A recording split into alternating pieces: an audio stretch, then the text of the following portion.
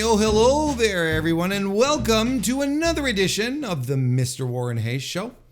I, of course, am Mr. Warren Hayes, and we are going to be talking about professional wrestling for the next couple of hours or so right here on youtube.com/Mr. Warren Hayes or on your favorite podcast application, wherever you decide to consume this content.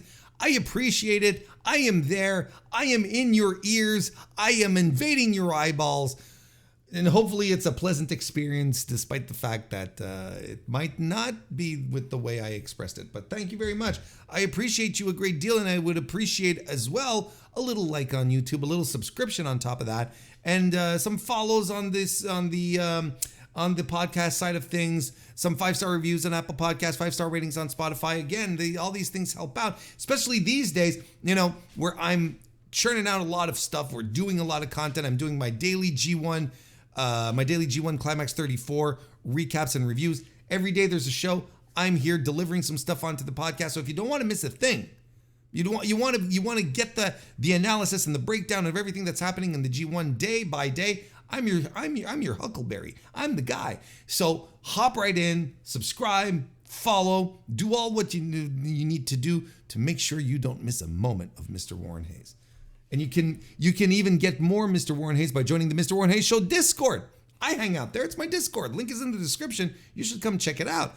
Outside of that, look, we got a show tonight.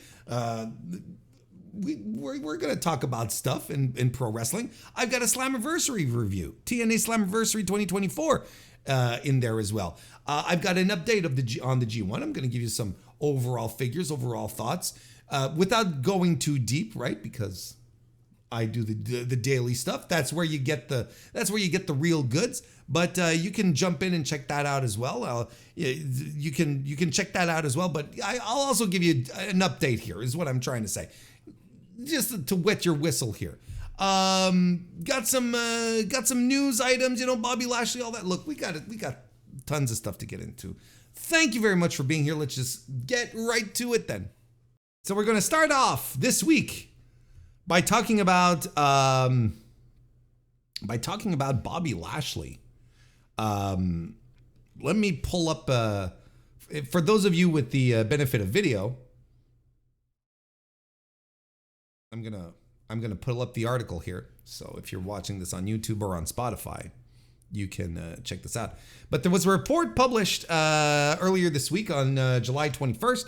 That Robert Lashley, his contract was expiring soon in WWE. Let's read the report here, as reported by the Observer. Bobby Lashley's contract is reportedly coming up soon. Fightful Sean Ross Sapp reported on Sunday that the former WWE champion's contract was coming up, quote unquote, within the next month or so, possibly over the course of weeks. The report also said that Lashley's name was removed from the internal roster. However, he currently remains on WWE's roster page on their website. I still don't understand what the internal roster is. I don't know if anyone can outright explain it to me. Is it like the people who are available to do shows and gimmicks as opposed to everyone else who is not? Because there's a lot of people they don't use on a week. Who are they on the internal roster? Like is Apollo Crews on the internal roster? I guess it's just like the pool of available people. Is that it? I have no idea what it is exactly, but he's been removed. Lashley hasn't wrestled since May 5 at a house show in France, defeating Santos Escobar. His last appearance on TV was losing a 3-way number 1 contendership match on SmackDown the month before, In storyline, he had been recently forming a group with the Street Profits and B-Fab. Oh, remember her? God damn. Who have continued to make appearances on television with no explanation given for Lashley's absence. I had forgotten about B-Fab. That's how much I watch WWE. Apparently she's still on TV and stuff. That person was completely wiped from my mind. After leaving WWE in 2008, Lashley spent the next 10 years wrestling in TNA and fighting in mixed martial arts, currently holding a 6-1 record since returning to WWE in 2018. Lashley has won the WWE Championship on 2 occasions, now being known as the Almighty. That's all very interesting. And I don't want to sound facetious. It really is interesting. And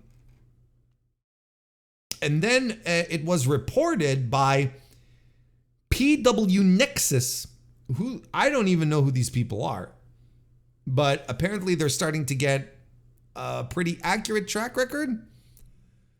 PW Nexus reported that Tamina and MVP had also been removed from the internal roster as well.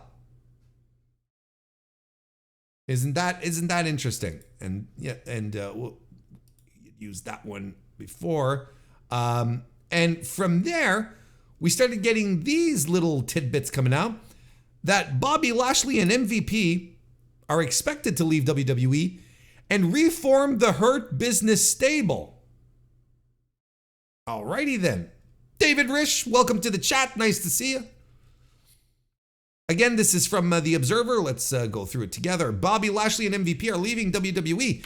Dave Meltzer on Monday's Wrestling Observer Radio said that both Bobby Lashley and MVP are on their way out of WWE. Meltzer said that their contracts were up, quote unquote, relatively soon. And this is Dave, another quote from Dave here.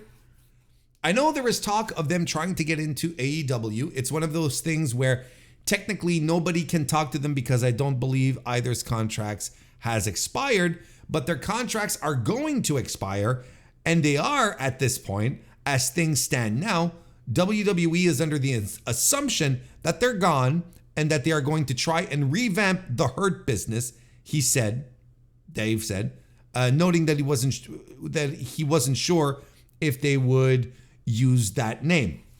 Meltzer also said that MVP and Lashley want to bring in Shelton Benjamin as well as a former member of the group, who is also a free agent after being released by WWE last September to reform the group in AEW. More Dave quote follows here. I don't believe it is a done deal or anything like that, but it is something that is alive, he said. Fightful Select reported on Sunday. We just talked about that. And Lashley, MVP, Benjamin, and Cedric Alexander formed the Hurt Business in 2020 and were prominently featured on the Raw brand during the pandemic, with Lashley at one point holding both the WWE and United States titles and Alexander and Benjamin holding the Raw Tag Team titles. The group eventually split up in 2022. Although a reunion was teased last year, the storyline was quietly dropped. Hang around for some Liv and Dominic takes if you want some. We're going to get through this bit of story first. So this is interesting. MVP's on the way out. Well, you know, it all seems like they're on their way out, and Tamina's been removed from the internal roster. There hasn't really been any true to form movement on that front, but there is, you know, I guess we can throw her into the conversation as to, you know, well, what's next for these good people here? Now that they're done with, or that it seems to be done with WWE. And this is usually what we do here. We speculate a little bit. So speculate away. And let's start with Tamina, because I think that's a quick one that we can just get out of the way. I don't know what you do with Tamina outside of WWE. Tamina's been washed for years. I don't think she was ever really any good. It ties in maybe to an idea that, you know, are we getting... Is WWE just not interested in Vince's people anymore? In Vince's guys, right? And you would absolutely assume that a guy like Bobby Lashley, or at least, in fact, I think it's pretty safe that we know that Bobby Lashley was a Vince guy, right? I think that's absolutely that is absolutely 100% a fair assessment. So I think it's interesting that change of management, we're moving things forward, right? We're changing things up, and Lashley is like no longer in the plans, right? Remember what happened at WrestleMania last year, right? WrestleMania 39, where, you know, they had something for him. Wasn't he supposed? I can't remember what was the thing. Was it with CM Punk? I believe it. Was he supposed to do something with CM Punk or Cena? Like, they had something lined up for him. It didn't quite work out. He wasn't even on the show. He showed up with his trophy or whatever, you know, because they had him win the Dopey Battle Royal, right? Isn't that the thing? Am I misremembering? I'm gonna make sure that I'm not misremembering here. Just bear with me for a second here. Okay, I remember now. So, he did win the Andre the Giant Battle Royal because he was supposed to do something with Lesnar. Now it's all coming back to me. Then it didn't work out with Lesnar, right? So he was tossed aside. Nothing, and they didn't even come up with a new match for him. And as a consolation, they gave him the Andre the Giant Battle Royal trophy. And then he showed up on one of the nights of WrestleMania just with the trophy and pumped his fist. And that was Bobby Lashley for you. That was the thing. And then it was like, oh dear. Okay.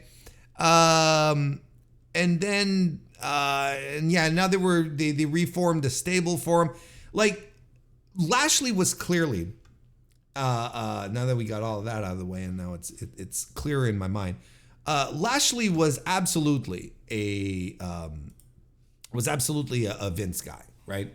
And like I said, now we're moving on to into new management, and the new management looks at this guy and is like, well, what good are you to us? You know, what are we gonna do with you, pal? You know, we've got all this stuff going and we don't really need you. And that's kind of bonkers. You know, and I sort of connect that in the same way with Tamina, who always kind of came across as Vince taking care of someone. Because Vince has done this a few times, numerous times throughout his career, where he would take care of someone and give them a salary, pay them something because of loyalty, because of, you know, things that would, you know, things that happened in the past. So it is entirely logical to think that Vince would have kept Tamina on the payroll because she was Jimmy Snuka's kid, and because of everything because of, you know, the relationship that Vince had with Jimmy Snuka, you know, and whether you, no matter where you fall on the side of the Argentino murder, right? Snuka and McMahon were intertwined, were connected. Maybe this was just his way to say, look, I'm going to look after Tamina's kid. I'm going to look after Jimmy's kid until the end, kind of thing, right?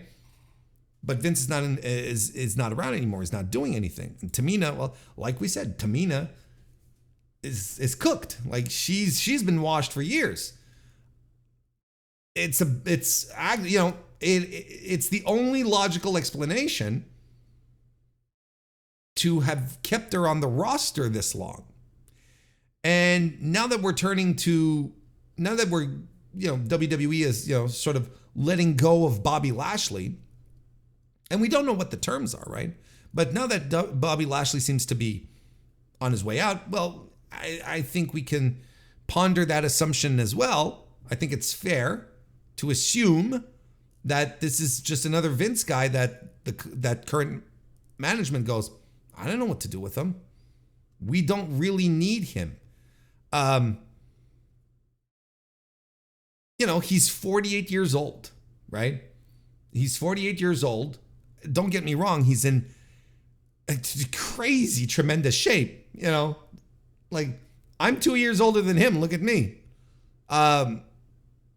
He's just absolutely tremendous.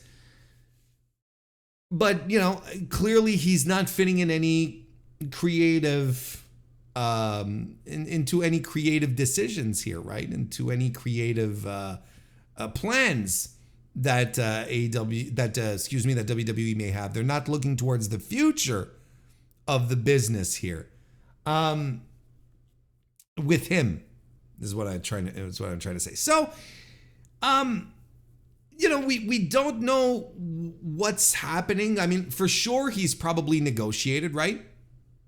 Lashley has. He's undoubtedly negotiated with WWE, and I'm sure he's reached out to AEW to poke some interest and come back and try to get a better offer than whatever WWE was offering. And maybe it's just ending up where he feels he's being lowballed. Maybe he's creatively unfulfilled. Maybe to him, he's like, look, I am pushing 50, but look at the shape I'm in. As compared to Phil Brooks, for instance, look at the shape I'm in. And I have worked for this company for decades. And these are all fair assumptions, right? I've worked for this company for decades. Why aren't I am worth more than whatever you're putting down on the table? And maybe WWE just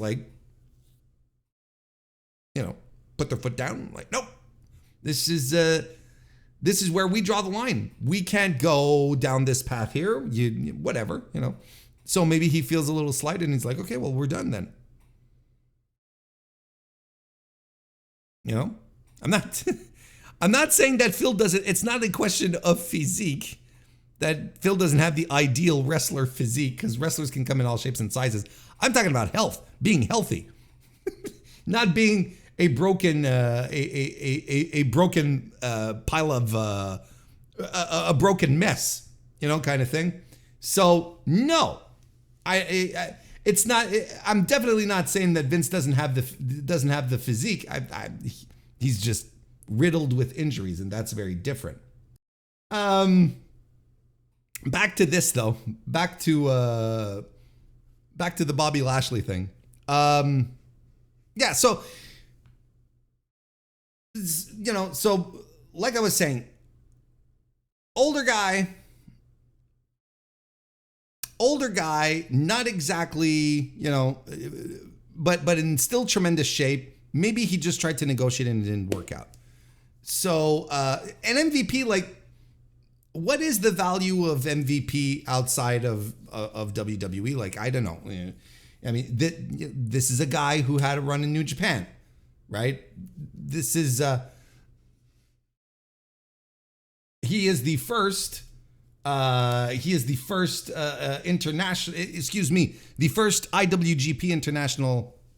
Intercontinental Champion. We'll get it all straightened out. But that's been a while, we're talking about a decade, and he wrestled a bit. He's wrestled a bit in WWE, but he's not a huge wrestler. Not going out there every week, getting the reps. I don't know what he has to bring as a package overall. As a mouthpiece, I think he's tremendous. I think it's hard to argue that Bobby Lashley and MVP together as a unit were tremendous. As an act, as a team, as a duo. I think it's hard to believe that they were. It's hard to believe that they were split, because it was extremely successful. Everything connected. Now, when it comes to these rumors that they want to go back to AEW, go to AEW and reform the Hurt Business, I think we gotta sort of err on the side of caution here, because these are, extreme rumors. These are not done deal reports, like Dave said. like Dave said, you know, this is all a thing where where right now they you know, they're still under contract, so they can't really do any moves. You know, it's a very delicate situation. So it's, you know, it's not quite not quite there yet. But let's say were to happen. Hey, Carlos, nice to see you. Welcome to the chat, buddy.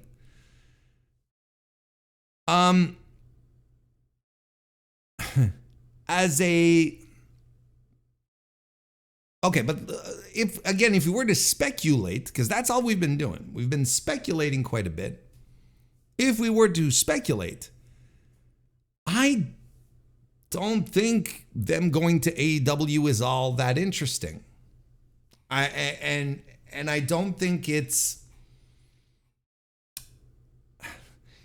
who would this be for is always the question that I ask myself, right? It's like, who would this be for? I will not deny that the Hurt Business was a very popular act, that it worked. I enjoyed it personally. I thought in the whole Hurt Business era, Bobby Lashley was pushed like was pushed better than anyone that WWE had pushed in a long time. He had been given the US title on the mid card and was running through everyone. And then when the time was right, he dropped the title in a three-way, so he wasn't even pinned. He was super protected, and then won the WWE Championship. Like, that's how you build a champion. That's how you use a mid-card title to create a champion. He was all warm and ready to go, and I think it was off of Drew. I think he's the guy who beat Drew, right? My memory's a little fuzzy, but yeah, they got him all warmed up. That was the point, right? I don't know if a revival of this act is interesting. Like, and more importantly, I don't think this is an act that would draw. Like, the one thing with the Hurt Business, it was popular, and you know, and people were talking about it online and were clipping stuff. But was it that big? I don't think so. Did it make that huge an impact? Again, I don't think so. I don't think it's that significant or interesting an angle to, or an act to sort of carry over to another company, and for Tony Khan specifically to lay out the red carpet and say, hey, yes, please come, welcome. What is Tony supposed to, how is Tony supposed to take a look at this, right? What's he supposed to do here? What is he supposed to do? He's supposed to take a look at, you know, all of the stuff that he's supposed to get people, to get things together so that he can draw more, so that he can get more people sitting in the audiences during their TV tapings, buy more pay-per-views, and ultimately get a boost in the ratings. Is Bobby Lashley coming over to AEW going to be significant enough for people to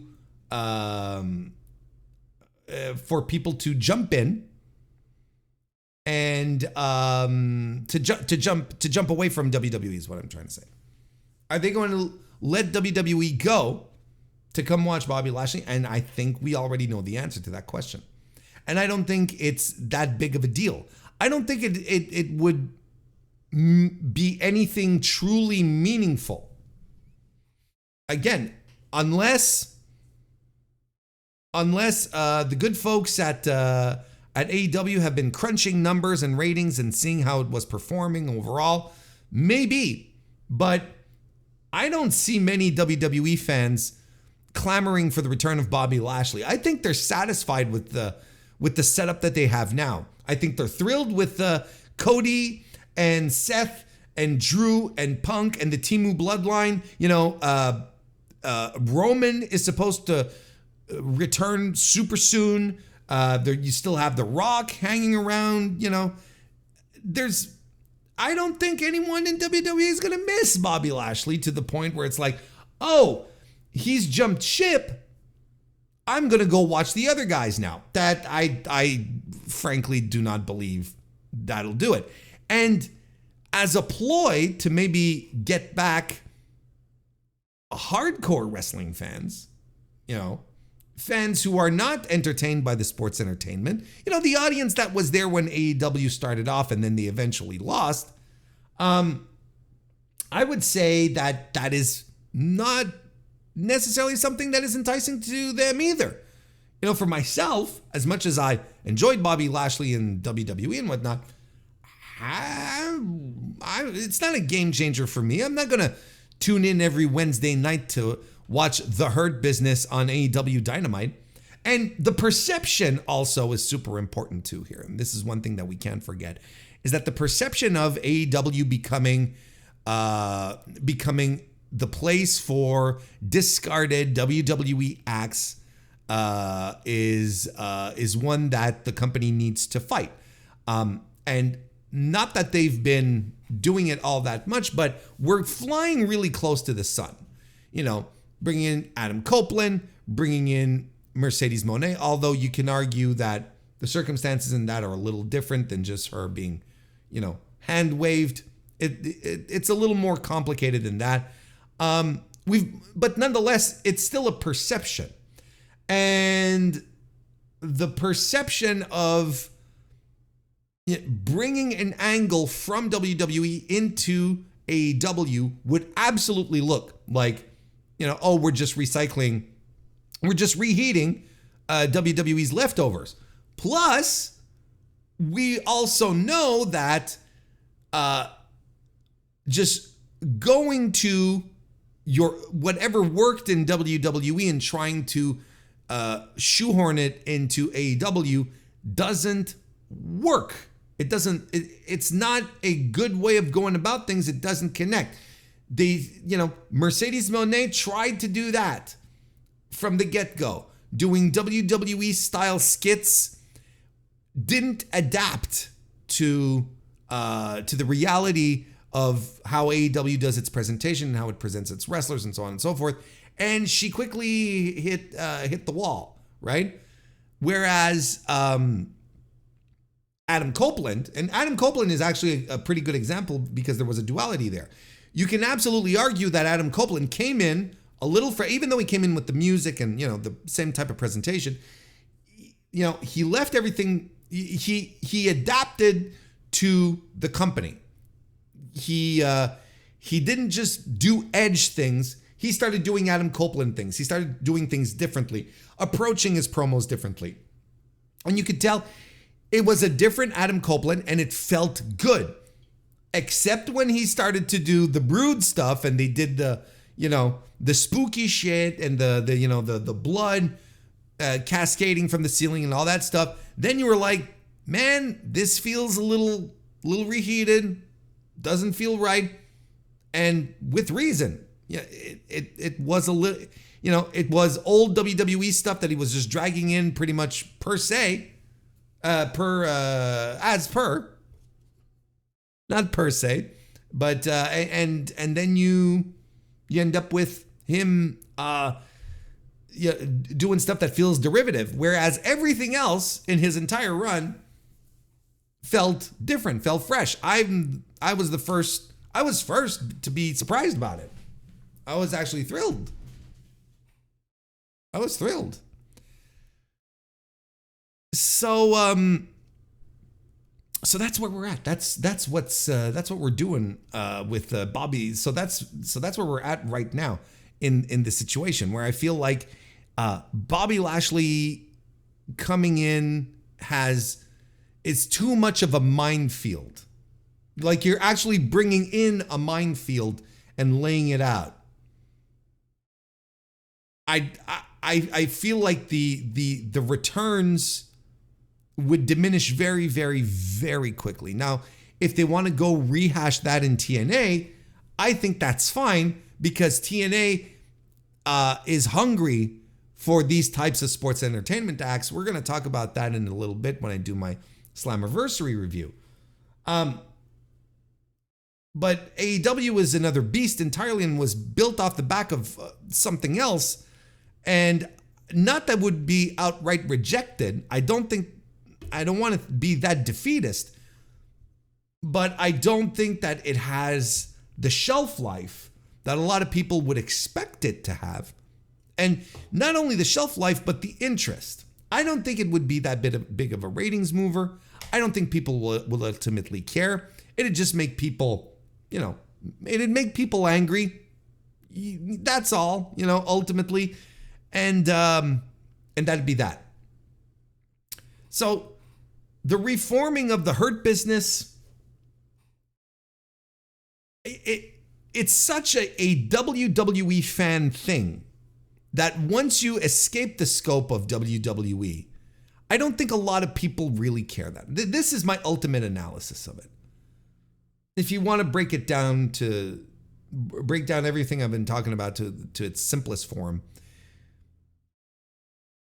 the Hurt Business was such a successful WWE angle with WWE fans that if it were to go anywhere else, I don't think it would have that much success because the WWE fans watch WWE, essentially. I don't think it'd be that big a deal anywhere else. And I don't even think it was as successful as people want to make it out to be. I'm not saying that it was successful, but I don't think it's an act that will draw people wherever it goes. If that makes sense. It's not a Phil Brooks we're talking about. It's not CM Punk, where CM Punk shows up anywhere and you're dragging people along with it, right? I don't know. I think there's a lot of, I'm not sure that this would be a good move for AEW. I really don't. I don't even think it's a good move for TNA, but it'd fit in TNA and Bobby Lashley has history there, So that's where we're at right now. Of course, this will be a developing story and we'll revisit this as we need be. Of course, everything we just did here, as I mentioned, was speculation, just some initial thoughts out the gate. But, let me finish with this. I think it's preposterous, absolutely preposterous, to have a guy like Bobby Lashley on your roster who has been in that company for decades, who has been loyal, been a good soldier, and you have nothing for him to do. To the point where you're like, yeah, you want to go, pal? We'll let you go. I think that's nuts. Yes, he's pushing 50, 48 years old. Sure. But look at that man. Like, that's an attraction. That's something that you could do anyway. You don't have to make him a world champion. People are always like, well, you can't make him a world champion. Well, you don't have to. You can have him do nice upper mid-card things. It is wild to me. And there is inevitably going to be a story around this down the line. I'm not saying next week, in a month, but at some point, we are going to look back at this. And someone's going to pull up a story about how certain people fell out of favor when Triple H took over. And Bobby Lashley's name is going to be on that list. A Vince guy that Triple H didn't want anything to do with. Didn't want to have to do anything with him. I legitimately think it is bonkers that they're letting this guy go.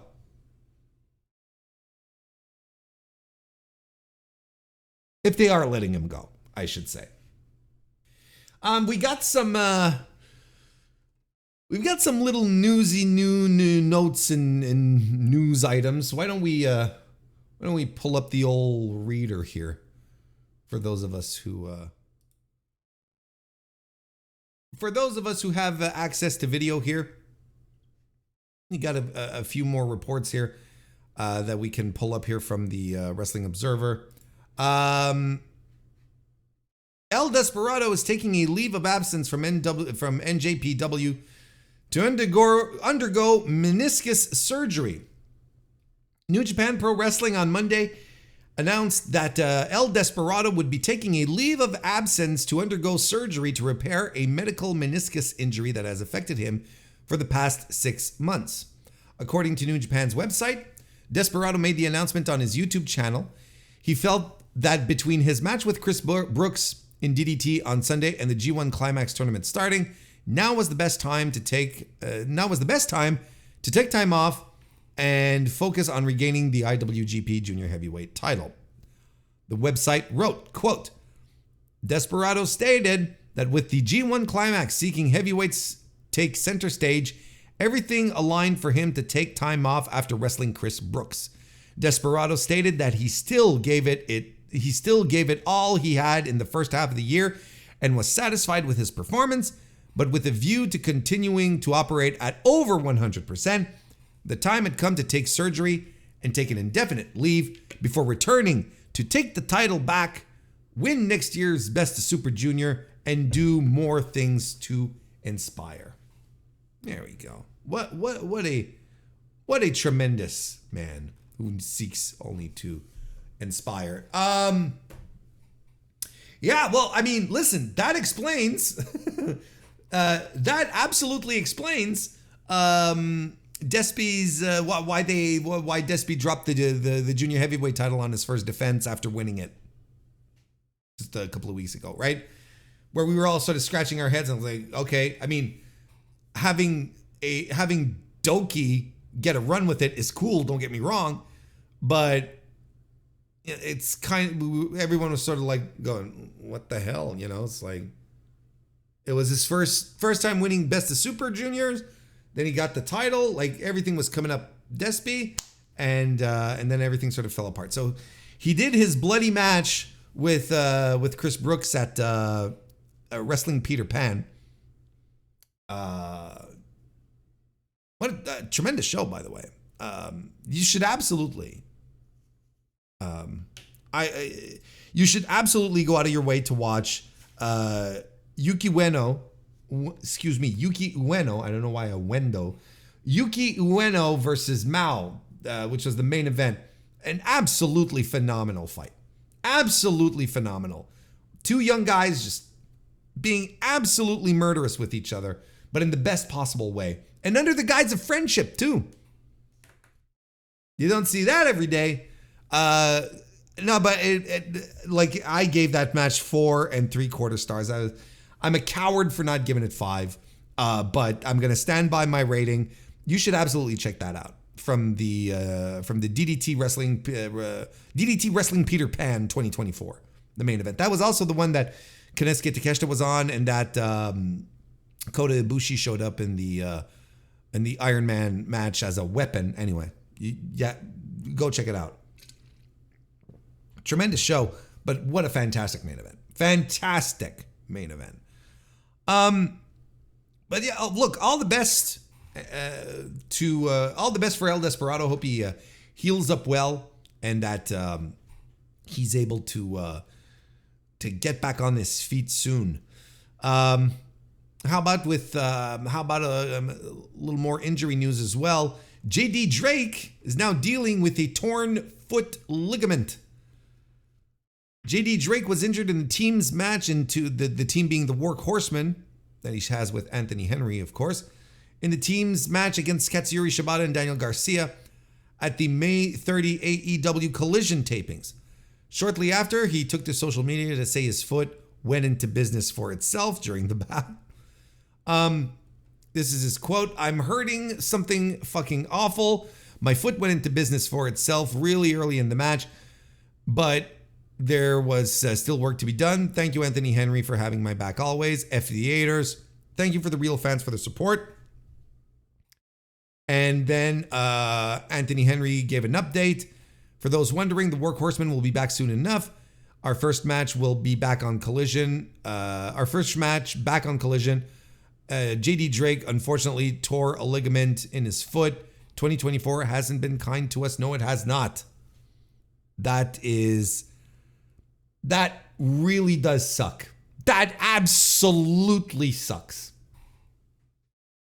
It's I'm in their shoes, honestly. Henry and Drake, and I'm like, God damn it. Hey, you remember, right? Anthony Henry had an injury, right? What was it? It's here in the report. Broken jaw in an independent show against Brian Keith, and then Tony Khan. The report's all there. Tony Khan announced some releases, and he had released Henry while he had been injured, and then there was an outcry on social media, and no one really understood why, and everyone thought that was actually kind of callous and cheap, and then eventually Tony Khan walked that decision back, and Anthony Henry had a job back. So that sucks. It sucks for them, like as pro wrestlers. I mean, these guys are getting up there in age too. They're pushing 40, both of them, right? Right? Aren't they? It seems to me. Like real quickly, how old is? Why can't I spell? How old is JD Drake? JD Drake, cage match has his age at 40. There you go. And how old is Anthony Henry? And 40 as well. So there you go. So you got both guys who are 40 years old. Not only pushing 40, but they are 40. And it can only go so long. You know what I mean? Of course, this is it's kind of the time your body starts falling apart and whatnot. And I understand, but what's next for these guys? What are some next steps for the Workhorsemen? They come back and they do what? And how long is Drake going to be out? You're Tony Khan right now. You're kind of going, oh man,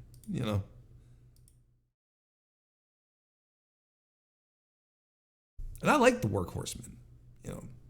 I like them a lot. I think they're a solid tag team. I think they're a little, like, sometimes, I don't want to say that they're overrated, but it's just like, Twitter is such a weird place, where everything has to be great, and if it's not great, it's a failure, right?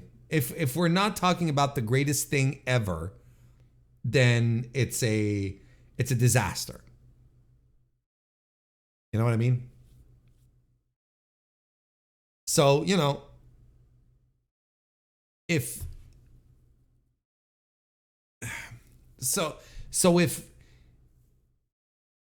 it's just sometimes, you see things and it's like, oh, they're the greatest tag team on earth, they're the greatest tag team, they're the greatest tag team.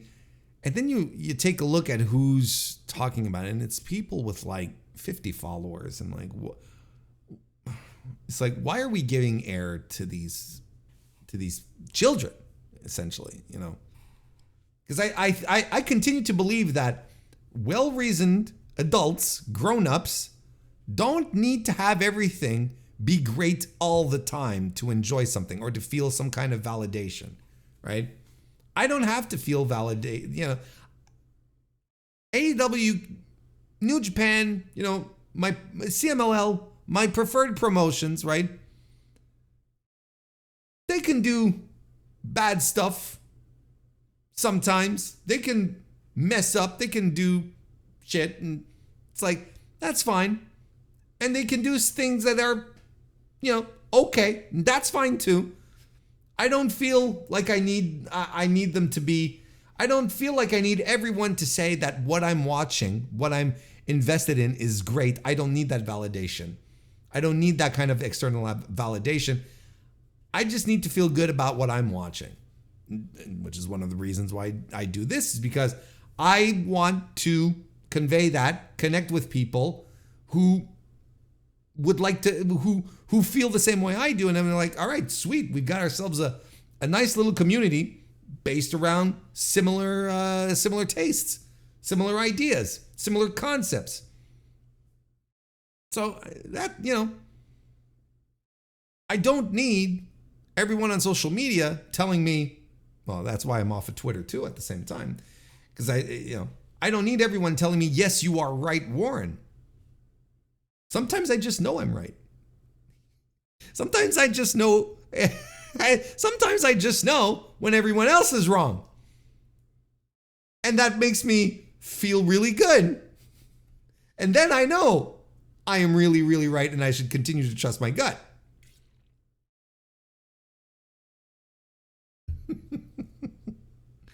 Anyway, we both El Desperado and JD Drake, we hope that they have speedy recoveries and return to pro wrestling as soon as possible.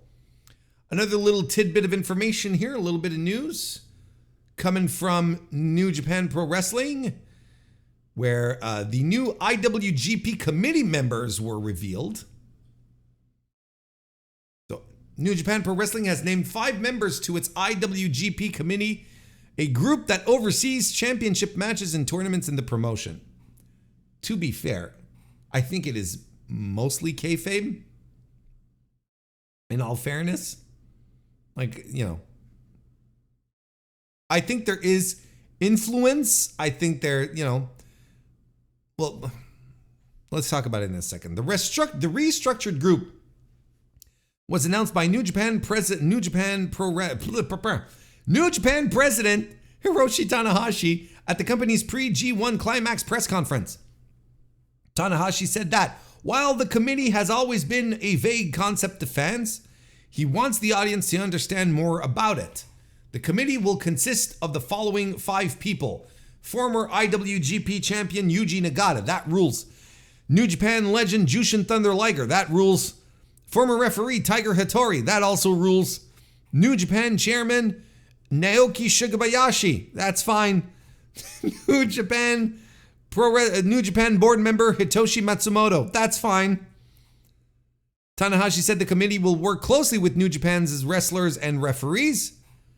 There is no committee president, but group members, quote, will attend various events and be on hand whenever required for decisions in the future. So, interesting. Yes, it has always been a very vague concept, this idea of the IWGP, the International Wrestling Grand Prix. No one's quite sure what it was about. It was always talked about as being a committee. What's it about? Like, who are, what are we doing here kind of thing. And it turns out that, Tanahashi wants to give a little more, he wants to give a little more, what's the word I'm looking for? He wants to give a little more transparency as to how things go, right?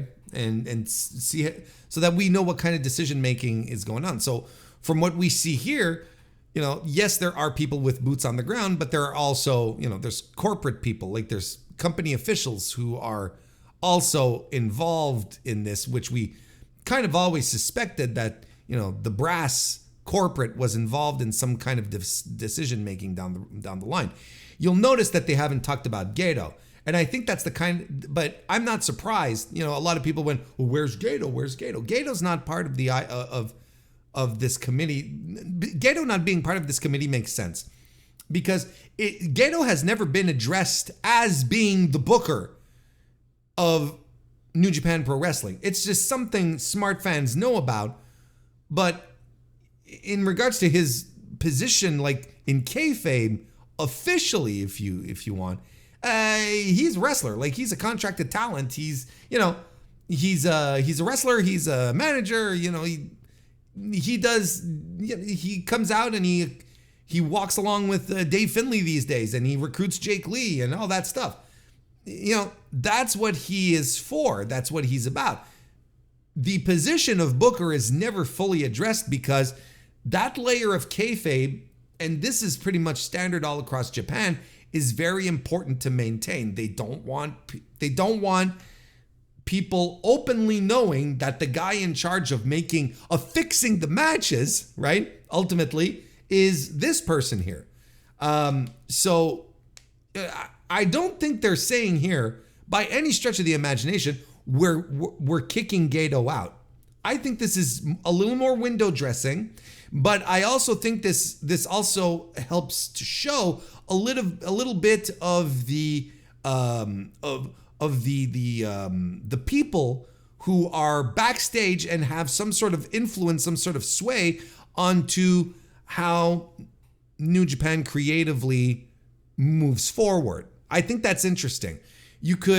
We know also Yuji Nagata is a guy who goes around recruiting. Like, he's always keeping an eye out for talent, trying to bring people in, trying to sway people over. And he, a lot of the younger stars turn to him like he's this incredible untapped resource, right? Or tapped, actually, in this case. Tiger Hattori, former referee. Liger's probably in that position as well. These are all people who love pro wrestling, are attached to New Japan, and probably had some sort of sway backstage regardless, right? Probably can end up in Gato's ear in one form or another to make decisions. So I think this is just adding a little more transparency. And like I said, confirming that corporate does have a say in these things, right? That it's not just a question of, that's not just wrestlers. It's not just Gato. It's not just people doing things that have boots on the ground. No, it's also people who have a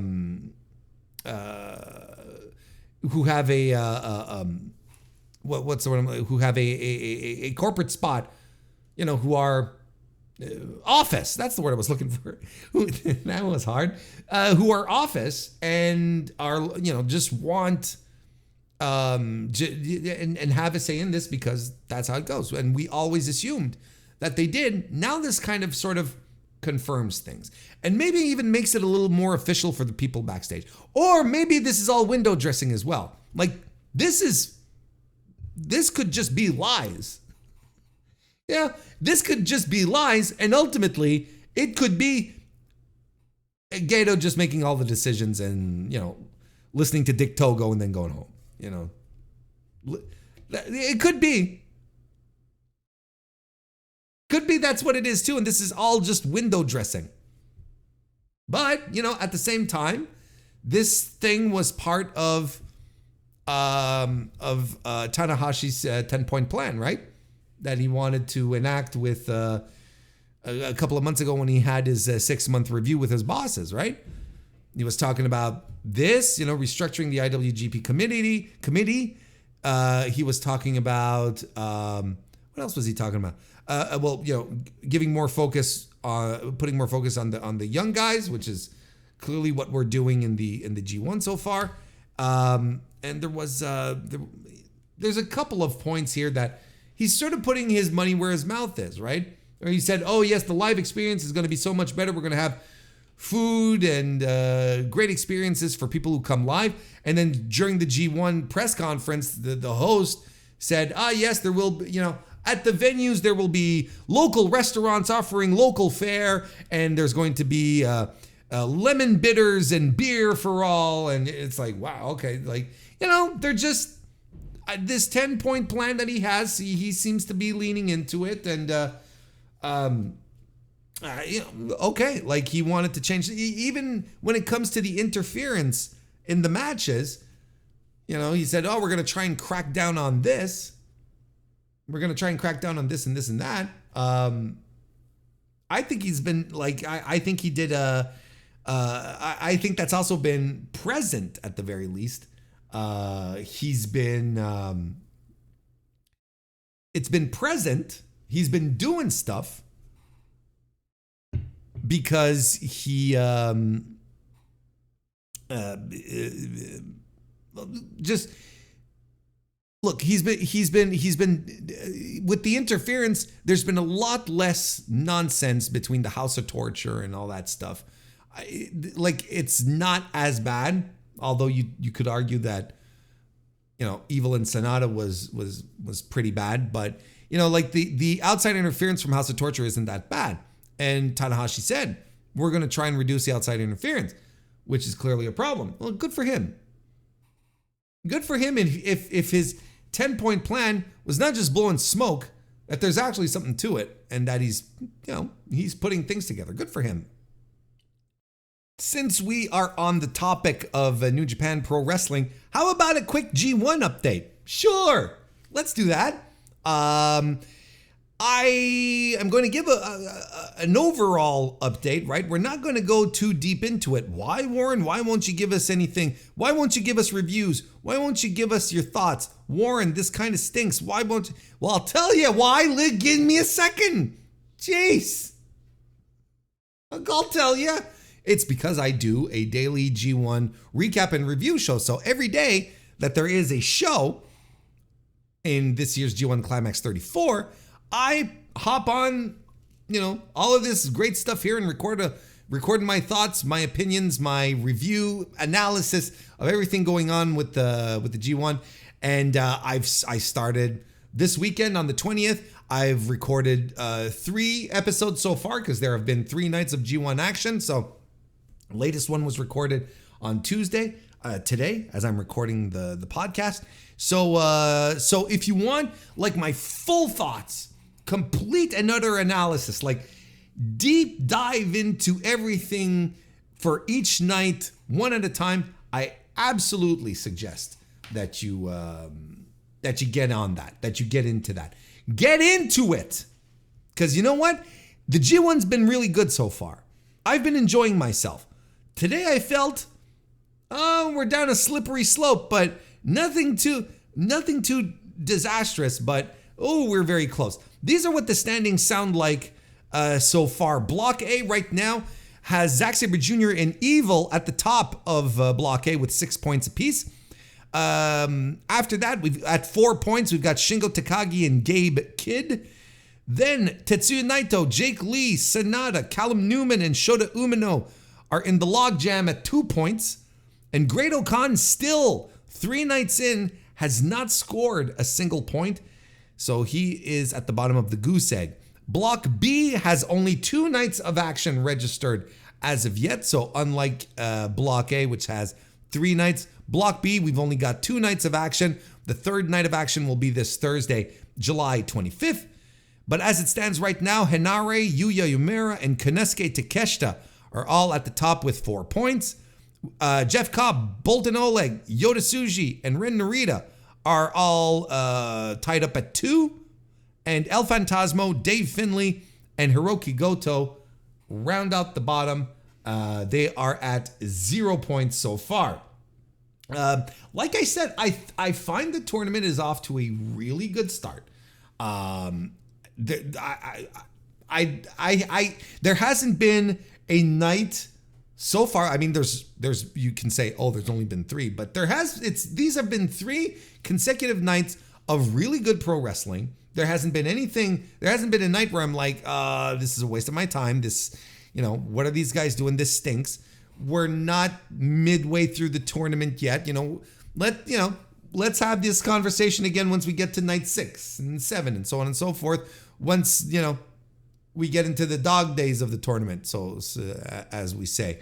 That might be another story. But as it stands right now, this is all really interesting. Because it's all been good so far. And so, if you were like, Warren, when should I jump in? I jump in right at night 1. I thought night 1 was a tremendous show. I thought it was really good. Go right ahead and watch it. And if you listen to my reviews, if you listen to my daily reviews, I give all my match recommendations as well. So you can start with those if you want, if you don't necessarily have the time investment. But night 1 and 2 had nights of double block action. So you had A block and B block, on both those nights, on nights 1 and 2.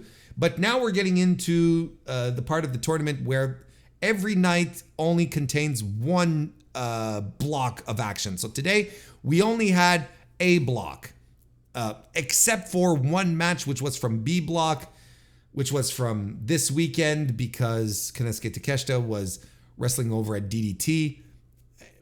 Anyway, long story short, it was a make-do for that date that New Japan allowed him to honor. Whatever way you want to say it, I'm saying New Japan allowed him to honor. He honored his date, whatever, right? The important part here is that he went and honored his date. So then now we're all even, right? So there was just one B block match, but then on Thursday it's all going to be B block, then so on and so forth. The next on the next night it's going to be A block, and so on and so forth, at least for a while. So it's easy watches. We're talking like, if you just stick to the block matches, it's like 90 minutes. It's not bad. That's very good, actually. So there's a lot of good happening so far. Anything to focus in on, Warren, that we should know? Yeah, listen, I think right now it's kind of wild, but I think my MVP of the tournament, it's a bit of a toss-up between Gabe Kidd and Dave Finlay. I think Gabe Kidd has had tremendous matches so far. I think he's had one of the better matches of the tournament just today against Shota Umino.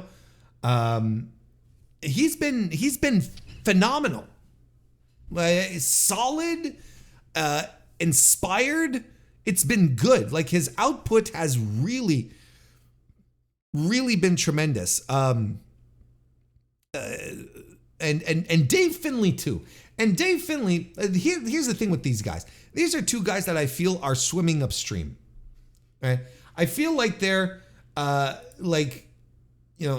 Finlay. I feel like Dave Finlay has. I feel like Dave Finlay, a lot of people don't buy him as a top guy or as the leader of Bullet Club, or a combination of both, and I don't think he's lived up to the hype necessarily either, but he took some time off. I believe he's a new father, and he's coming back after an extended break. And he seems fired up. Like, he seems so ready to go. And I think it shows in his matches. It shows in what he's doing. And I think he's been tremendous. And Gabe Kidd is another guy that a lot of people are, they can find him a little off-putting. Let's put it that way. I think he's tremendous too. I think these are two guys that you have to keep your eye on. They've been very, very good. Yuya Uemura has also been tremendous, and in a completely different way. I'm discovering a Yuya Uemura who is the most white meat babyface that New Japan might have right now. A guy who always seems to be fighting from beneath and has this burgeoning crowd connection where people naturally get behind him. And his matches so far is him fighting from beneath, trying to get the win, working real hard to do it, and the crowd just eats it up. Like, they are absolutely on his side. And it's been working because he's won his 2 first matches. I like, this might be the secret to this might be the formula. This might be what Uemura has been missing moving forward, because he's always in these positions where he tries his best, and then where he tries his best, he has a little control period, then the heat segment comes and he gets a couple of hope spots until the big comeback. Like, and commentary even says it themselves. It's a very Ricky Steamboat kind of approach that he has in both his moveset and the way his matches are put together.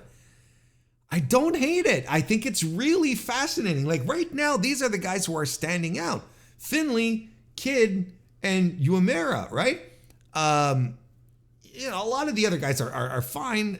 Don't get me wrong, especially when it comes to the younger guys, but they're not doing anything that you haven't, that you don't already know. You know, guys like Tsuji, guys like Umino. You're waiting for them to break through. You're waiting for them to have this shattering moment where they really pull away from the pack because of what they're doing in ring. And we're not quite there yet with either or. I haven't seen it yet, but I'm confident we'll get there. But right now, like, those are guys that people absolutely need to keep an eye on. There's been a lot of talk about Tetsuya Naito's overall like health.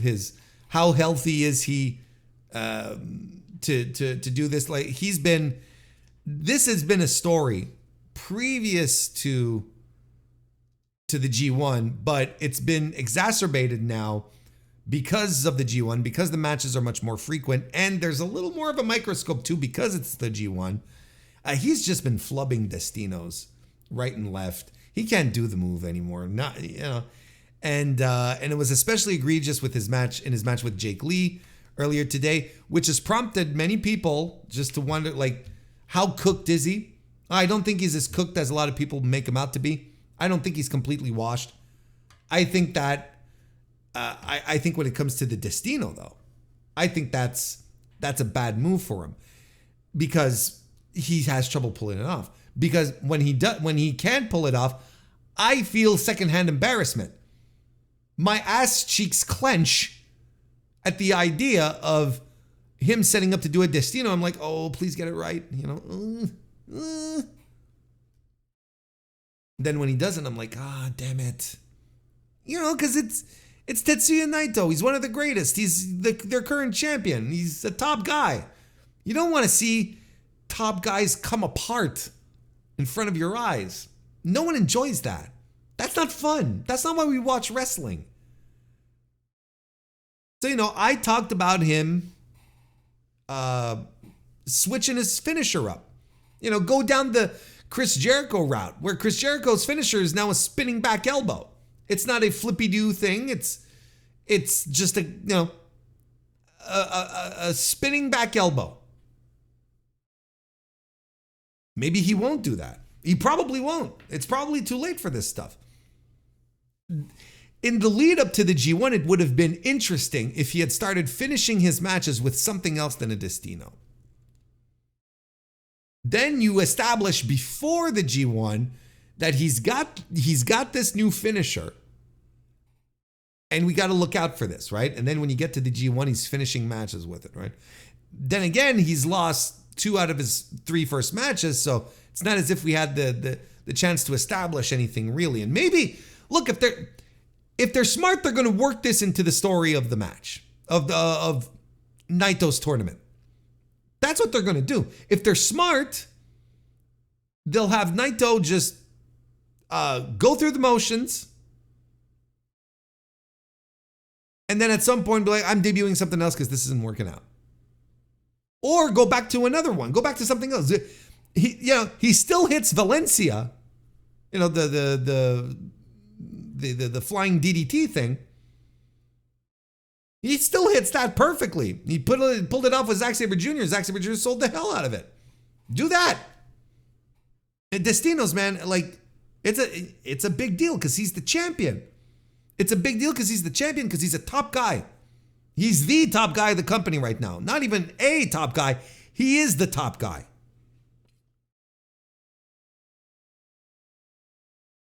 So that's also a talking point, but it's a talking point that I don't want to have.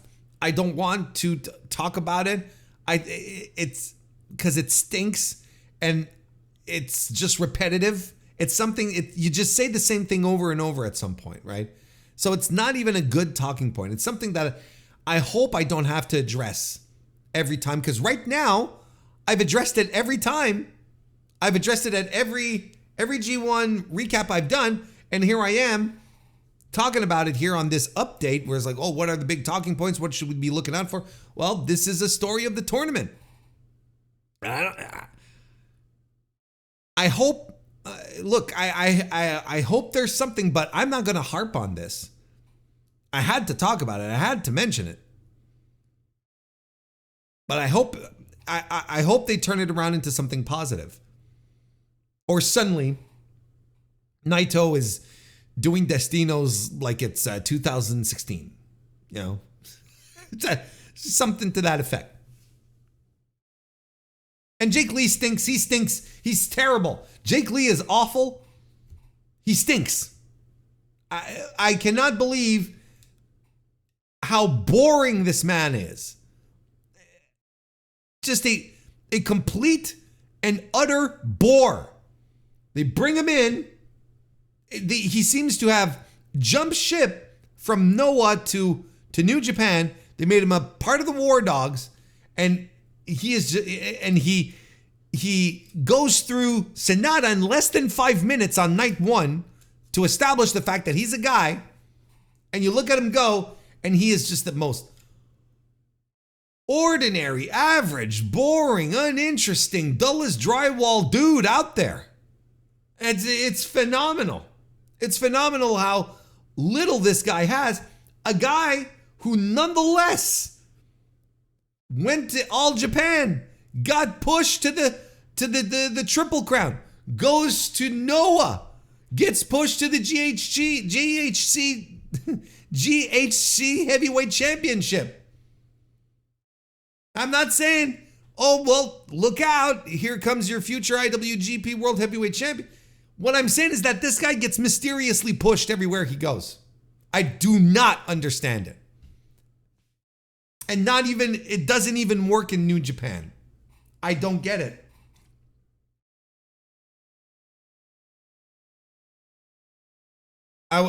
The only thing I'm thankful for is that at least, we're not dealing with Yujiro or Bad Luck Fale or Kenta, and thank God. If there's only one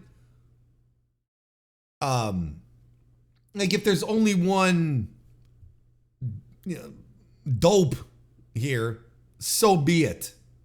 Despite it all, I still think the tournament is off to a great start. If you want to hear more of it, like I said, daily coverage is right here waiting for you, right here on the Mr. Warren Hayes Show podcast. Subscribe on your on youtube.com/MrWarrenHayes or on your favorite podcast application, and you won't miss a thing. You won't miss a single thing, because I will not miss a single thing, and I will ensure that you will not miss a single thing either. So go right ahead, do it now. What are you waiting for? Let's just get right into my into the TNA Slammiversary review. Slammiversary, TNA's big show, happened this weekend, July 20, in Montreal, Quebec, at the old Verdun Auditorium. It was absolutely a show that happened. I did not think that this was a tremendous show. I think it's very much, I don't know if I need to be nice here. You know what I mean? I don't know, because if anything,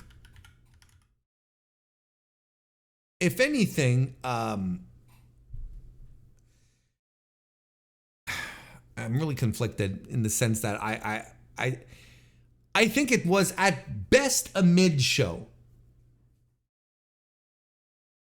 At best it was mid. Does that make sense? And there's stuff on this show that I should be liking more. But I feel like TNA got absolutely in its own way. I mean, from a business standpoint, right, is from a business standpoint, they said this show, they kept telling us this show is sold out, 4,000 tickets, which is the capacity of the Verdun Auditorium. But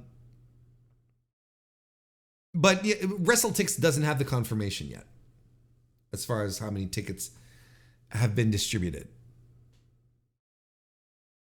You know, they say here, WrestleTix says, I can't confirm the setup or capacity because the map had general admission sections that aren't countable, but next week's Slammiversary, oh wait, that was a week ago. Hang on a second. Yeah, there's nothing up. I thought that was an update, but it was an older note, turns out, and there's no updates, and we probably won't get an update for a couple of days still. I don't know. But like we said, TNA has been touting this as, you know, capacity, 4,000 people on hand. You know, WrestleTix was saying, you know, there's general admission, and those are difficult to count. So it's hard to say how many people are there, but I trust WrestleTix will do the work, and we'll get the best possible number. And if it's 4,000, like everyone has been saying, if it's 4,000, that's like the biggest gate that they've had in years. It's a tremendous success for TNA. Tremendous success. Coming into a town, a renowned wrestling town, and filling up your 4,000 seat arena, coming into a wrestling town that you usually don't visit. So the territory is not burnt out. They welcome you with open arms. You do a really good job promoting. You do a really good job putting forward the local talent as well, in PCO and Speedball specifically. Yeah, you know, there's like, I can see why they were able to fill up the arena. Would they be able to maintain this if they did it every month, every 3 months, every quarter? You know, that's an interesting question to posit, right? Because if you go to one market once a year, of course people are going to be excited, and don't discount the idea of or the importance, I should say, of having a French Canadian broadcast of your show on TV, like based in Montreal, right? You probably saw it. You probably saw it, right? The French announce team that were there, MacLeod and handsome JF. Blondin he's a long time wrestling commentator, who he's been doing this since WCW. Like this guy is a name that wrestling fans in Quebec know and respect. They like him. So you put him on TV, you give him some time. People know who, if you're a wrestling fan, you know who Marc Blondin is, right? So, you know, he's had, you know, he even has his little catchphrase and everything, right? So, so you don't underestimate this stuff. And I think this is mostly tweaked towards AW. Don't underestimate the importance of the localized talent, of the localization is what I'm trying to say, of the TNA product as part of its success. I'm not saying that it's the key performance indicator that made 4,000 people buy tickets, but it's a part of it. Just putting that out there. Don't set that aside. But yeah, so where was I? Where was I going with this?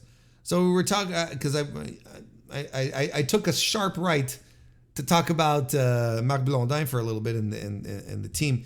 So we were talking about how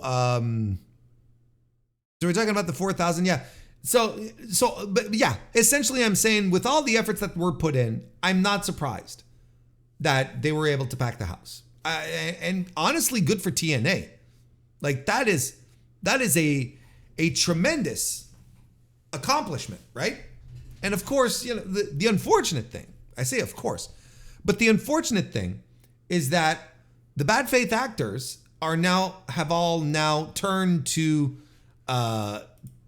pointing at TNA's success here as, oh, finally a viable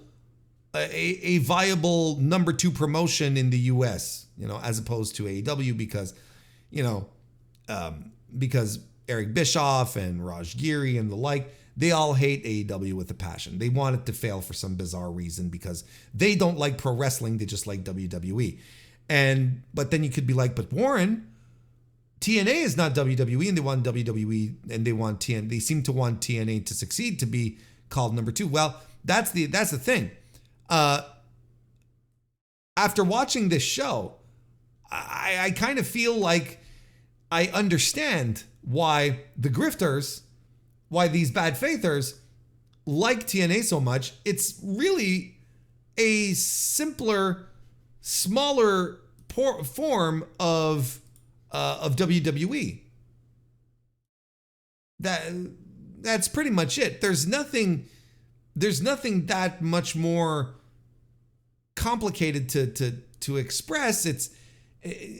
The analysis isn't all that much more profound. After watching Slammiversary this weekend, I understood. I was like, okay, this is why they like it so much. It's full of storytelling that absolutely gets in the way of professional wrestling, and they're all cheering for it and they love it, and it comes across as WWE stuff, so I'm not surprised they like it. I'm not shocked in the least that they look at this and they're like, yeah, this is great. This is what the secondary promotion should be doing, because what it does, instead of offering a true alternative to the WWE product, it's just more of the same. It really is. And you know, I was watching TNA last year. I was watching the big events, right? And I would sit here and there would always be a couple of matches on the show. And like, God, you know, this ruled, so on and so forth. This was great, you know. And I've been trying to watch TNA shows with that same frame of mind, and I'm just shrugging my shoulders, and I don't get it. And I think since Scott D'Amore left, the people who are now in control of creative are like, well, we'll be able to do our WWE light shows and people are going to love it. And don't get me wrong, this TNA crowd, the live audience gobbled it all up. They loved it. Like, not only did they pack up the audience, you know, up to the rafters, standing room only. Not only that, but this was a hot crowd. They were into it. I wasn't, but they were. So good for them. Like, good if they're finding their formula. But the point that I ultimately am trying to make here is that I understand now. I think I 100% get why the grifters are latching on to TNA and saying this is a viable number 2. It's because it's just more of the same. It's just more of the same.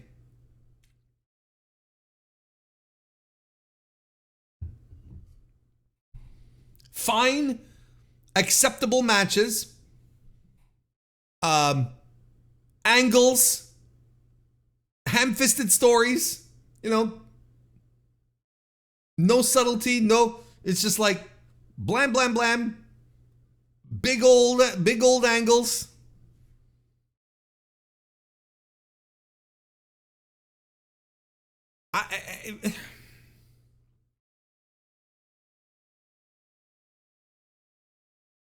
I mean, look, let's just get to it. I might as well just start reviewing it, because I don't know. I don't know what there is to say that would save this show. TNA has always wanted to be WWE. Has it always wanted to be WWE? I think the Panda Energy era sort of confirmed that. Or not confirmed it, but took it obviously in that direction. How about that? And that's what it's been seeking. That's what it's been looking for. Now, it may have translated into some attendance for the show, into a great gate for them. But are you going to tune in on Thursday nights, WWE fans, to watch it? I still don't know who is going to watch TNA. It goes back to what I was talking about Bobby Lashley earlier. The way fans operate now, the way fans are with the tribalism, no one seems interested in exploring, in discovering. It's a niche group of people now, like myself, who are open to trying other things out. But when it comes to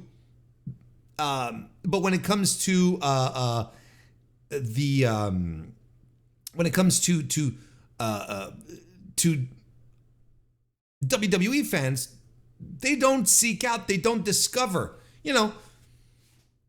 How many WWE fans are going to go seek out some of the great Naomichi Marufuji matches now that they found out that he's going to be attending SummerSlam to do color commentary for, I don't know, the Japanese table or whatever?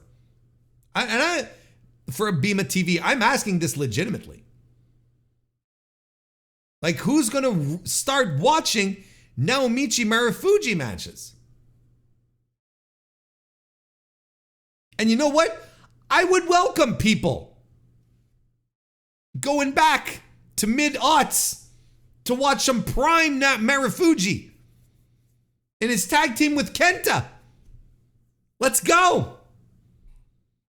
I invite them to do that. Then we might be opening up some horizons and people suddenly discovering some real exciting pro wrestling. But I doubt they're going to do that. How many of these people are going to sign up to Wrestle Universe and seek those out? None. Or a very minute percentage. So, it's like I often ask, who is benefiting? How is WWE benefiting from this relationship that they're developing with TNA? Because sending the no contract quarter crew over to Slammiversary does not have an immediate impact. And I dare anyone to make a case for Charlie Dempsey and Tavion Heights and the third guy, the generic creator wrestler guy, I challenge anyone to convince me that those three drew that house or had even the smallest inkling of contributing to drawing that house this weekend. I don't buy it. I don't know what their benefit is, which is why I'm weary. And TNA fans should be weary too. If the benefit for WWE is not immediately obvious, y'all should be sitting on pins and needles. Y'all should be wondering what the hell is going on and what will happen to my beloved promotion. Same thing with Noah. Same thing with Marigold. What is the benefit? I still don't see it. JK Schwal, nice to see you, buddy. Member of the Mr. Warren Hayes Show channel. Even though it's late, it's always good to stroll by. Good to see you. Thanks for being here. Let's go with the review. Let's just go. There was a pre-show, results mostly, because I thought most of the pre-show was a bore. Tasha Steelz defeated Giselle Shaw, Fabi Apache, and Zaya Brookside. Tasha Steelz steals the pin. Like, Giselle Shaw gets the like, hits her finisher or whatever and loads up to get the pinfall cover, but Tasha Steelz runs in and pulls her out of the ring so she can steal the pin. You could not have a more straight up WWE finish than that, especially for a multi-person match. Kushida defeated Rich Swann. Kushida was supposed to fight Jonathan Gresham, but the crowd strike glitch, the airport glitch, prevented Jonathan Gresham from flying in on time, apparently. So he was replaced by Rich Swann, and Kushida was doing a Hakushi gimmick. Okay. I don't think there was anything here. Masha Slamovich and Alicia Edwards defeated Spitfire. This is the team of Danny Luna and Jody Threat. I thought this was pretty good. I thought that this was the best match of the pre-show. That's not saying much, though. I don't think it was a barn burner or anything. This was fine, competent wrestling. I can't believe that this is what we're reducing Masha Slamovich to, but that's just me. And then Eric Young defeated Hammerstone, okay? And look, we're in Canada, I get it, Eric Young, blah, blah, blah. But from what I understand, right, Hammerstone is a big heel, and he has the potential, right, to be a top guy, a top heel in the company. And I think he just returned from injury or whatever. Like, he had been gone for a while, and you bring him back, and you have what is ostensibly a squash. Like, I think Young beat him like under 5 minutes. What the hell are we doing? And Hammerstone is a big, beefy dude. Like, what are we doing here? I don't know. I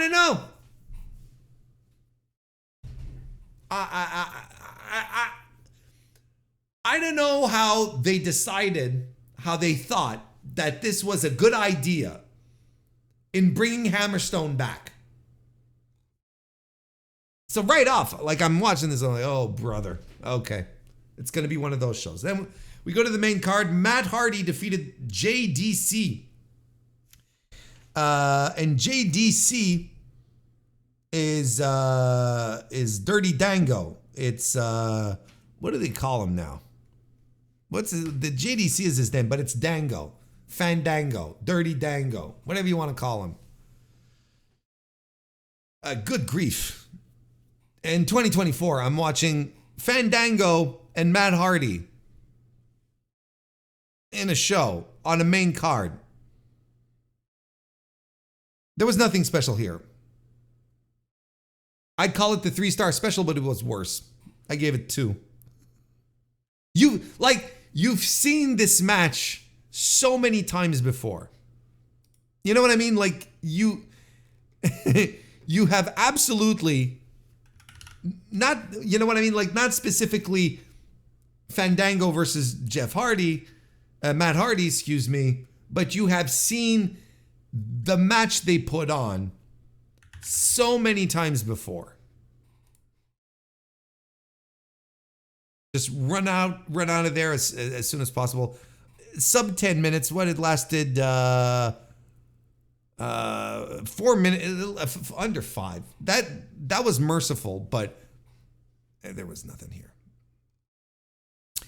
Then the TNA World Tag Team title match happened next, where ABC, which is Ace Austin and Chris Bay, defeated Brian Myers and Eddie Edwards, the System, to become once again TNA World Tag Team Champions.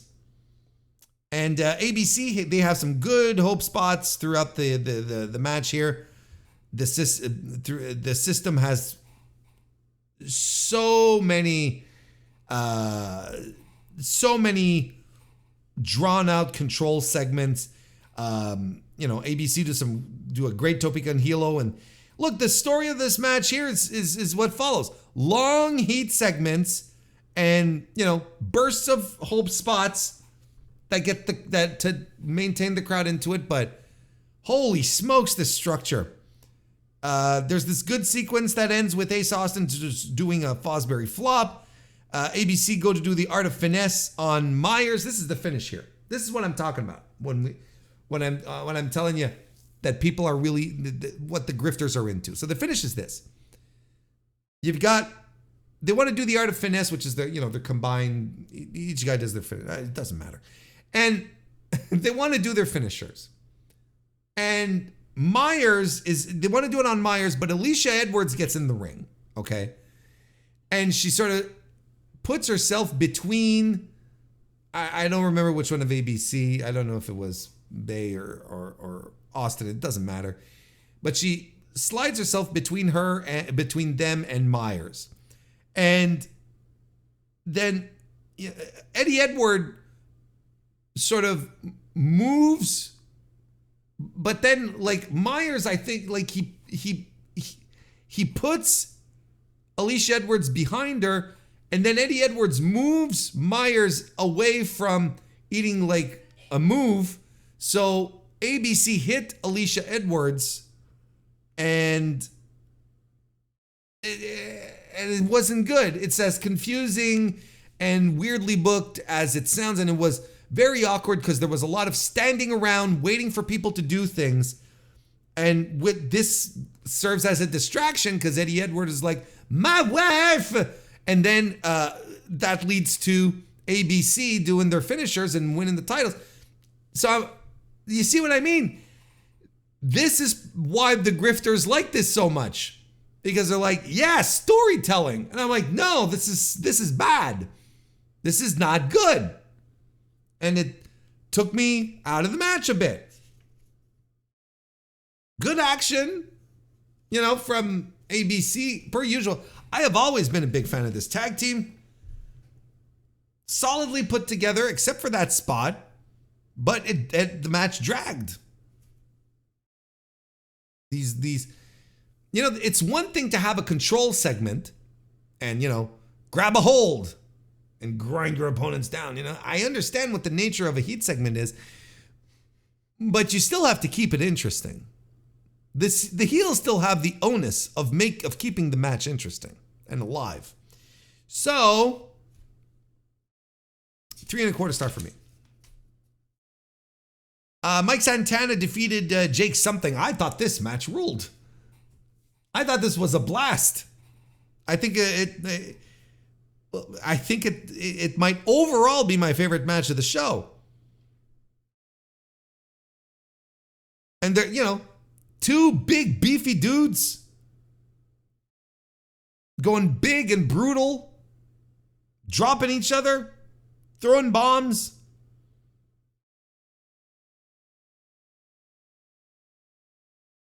Santana does a huge German suplex and they're striking. We even get some fighting spirit in this where they're popping up and they're getting themselves jacked and fighting off each other.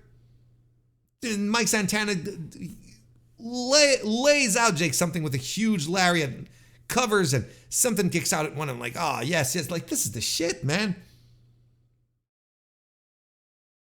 And Santana gets the win with the discus lariat. He has a name for it. The second corner down the block, across the block, 2 blocks down. I don't remember.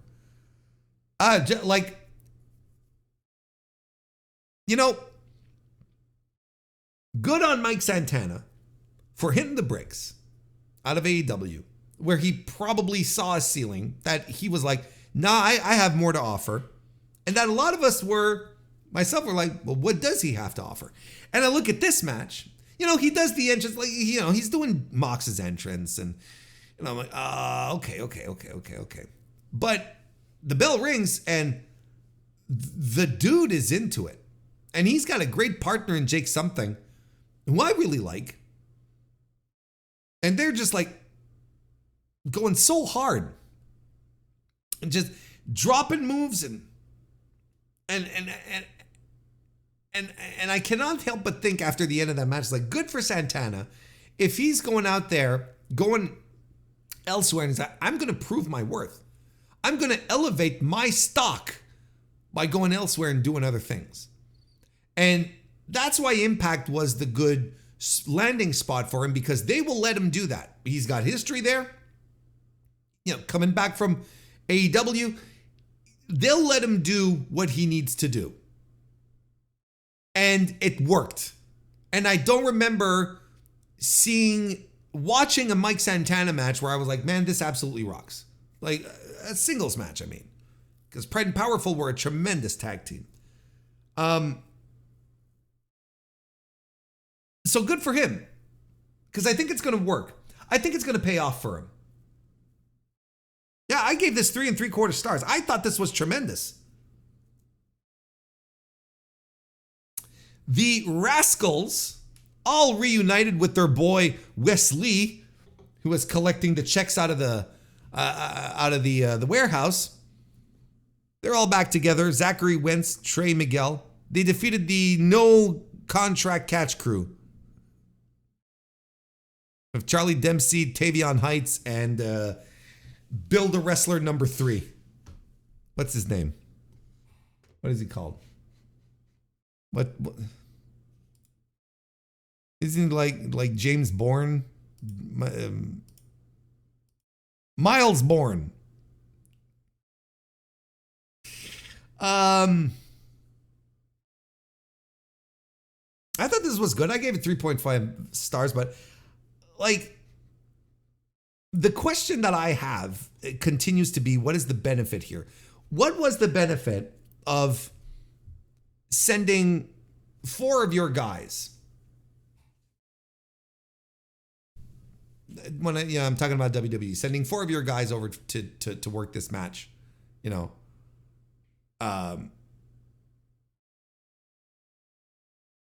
like,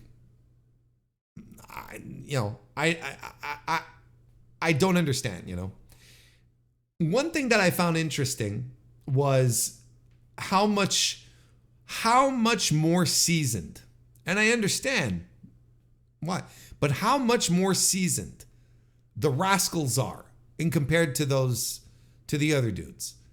Like, it's mind-boggling. Like, 3 guys who have been doing this for years, who came up on the indies together, right? And who already had the chemistry and so on and so forth, against the catch club, the no quarter club. They, who are supposed to be like this well-oiled team of killers, right? And they legitimately kill people on NXT, by the way. And they come off as just, green, and that's normal because Tavion Heights and, generic builder wrestler number 3 are absolutely green. Like, they're the greenest of green. I think Tavion Heights has something. He comes across, I like his energy. I think he has something interesting, as, if he wanted to go into a wild man type of gimmick, I think he's got something. He's got a presence. He's not completely devoid of anything, unlike generic builder wrestler number 3, who I feel I've seen out of the PC a million times over at this point, right? But look,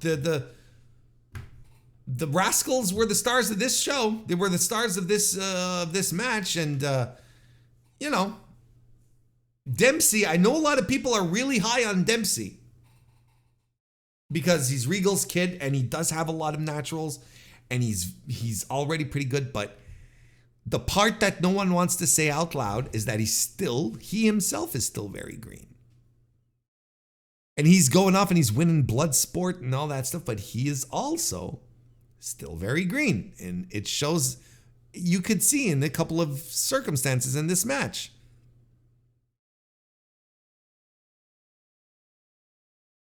There was one spot in the match, right, that I really, really hated. Because there's a lot of great stuff, and the guys are doing these tremendous dives, and Trey Miguel is just eating shit. Like he's the Ricky Morton of this one here. He's eating so much shit to get to the hot tag, and yeah, I wrote it right here. There's this extremely corny spot where Bourne, you know, generic Build-A-Wrestler number 3. He's playing defense while Tavion Heights and Charlie Dempsey each have one of the Rascals in submission, right? And then it's Wes Lee who's free, and you've got Bourne doing one of these, you know, making sure that he doesn't go through. But Lee is just on the floor, not on the floor, on the mat, and he's just staring as the setup for these stereo submissions happen. And then Wes Lee jumps up and sort of kicks, you know, generic Build-A-Wrestler number 3, who falls onto, I think it's Tavion Heights, who releases the hold and then falls onto Charlie Dempsey, who then releases his hold, right? So it's like a domino effect. And it was really corny because there was a lot of standing around, a lot of, oh, okay, this is the spot. Like, this was so rehearsed and came across a lot better than a lot of people said. And I was looking at this and I'm like, this is an NXT spot. This is absolutely something that I would see on NXT. So you see, the WWE-fication is absolutely there. Anyway, the Rascals won. I thought it was good nonetheless, even though it came off as contrived. And I put a lot of the onus on the Rascals, who were a blast, and I honestly kind of wish they were a thing again. Oh, the Montreal Street Fight was next for the TNA Digital Media Championship and the Canadian International Heavyweight Championship from Lutte Internationale, a promotion that shut down in the late 80s and whose title has been retired for the better part of 4 decades at this point, nearly 4 decades. And somehow this became a thing in TNA. They brought it back and they put it on AJ Francis to get the heat, to get some heat in Montreal. And this was because it was AJ Francis versus PCO. PCO won. PCO won, by the way.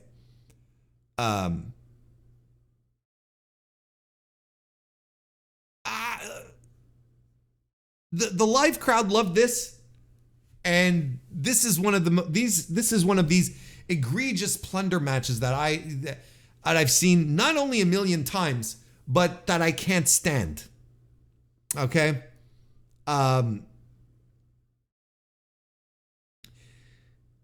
People were excited to see PCO, despite the fact, and they were really excited for this super corny resurrection thing, because they aired AJ Francis gets in the ring with Rick Swann and 2 other dudes. I don't know who they are. And one of the dudes got involved later in the match. I don't care who these people are. I really don't.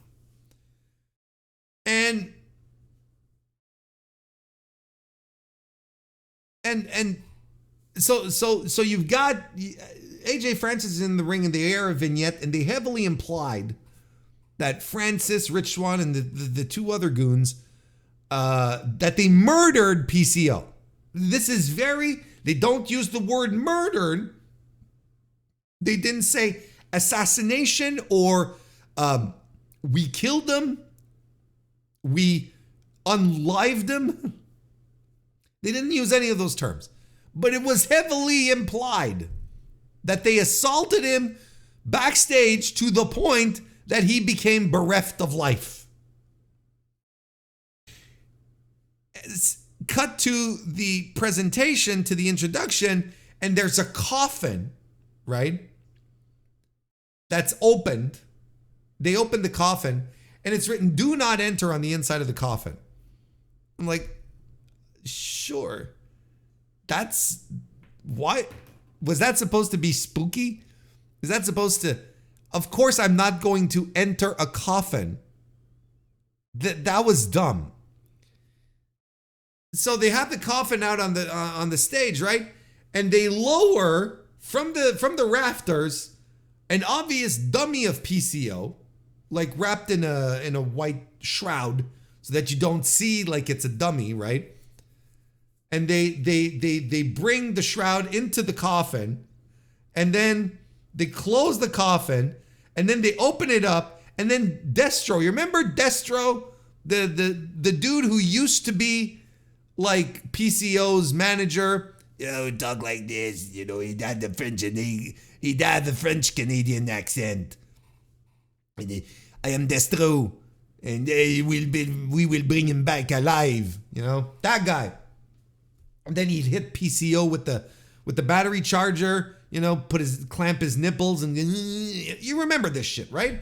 This when PCO started to have his career revival as a maniac, right? And then we get to the coffin spot, and he's there, and he starts. So they close the coffin, then they open it up again. And they're ruffling around with some things. They're ruffling some things around.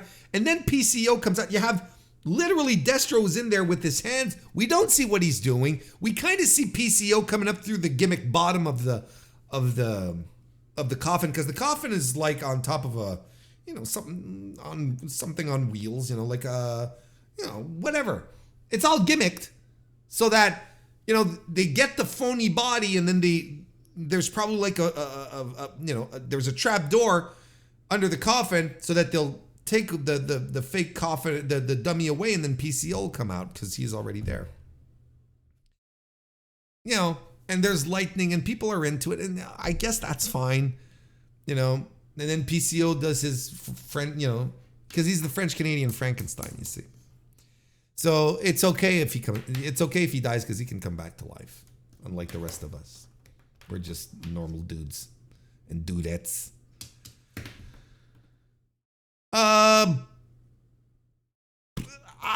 Look, I have I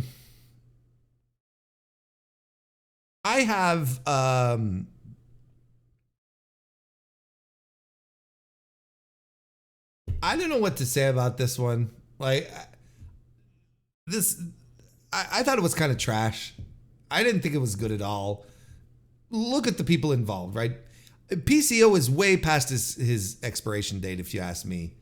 Like, I've been outside of that ridiculously bloody match that he had with Steve Macklin last year. Like, that, you remember, I tried to review it and I didn't even know how to review it because of how much of a freak show of a match it was. Outside of that, like, PCO has been a complete center of disinterest for me.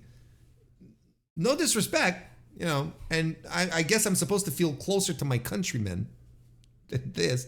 But PCO does nothing for me. It hasn't done anything for me for a while now. Like, I think the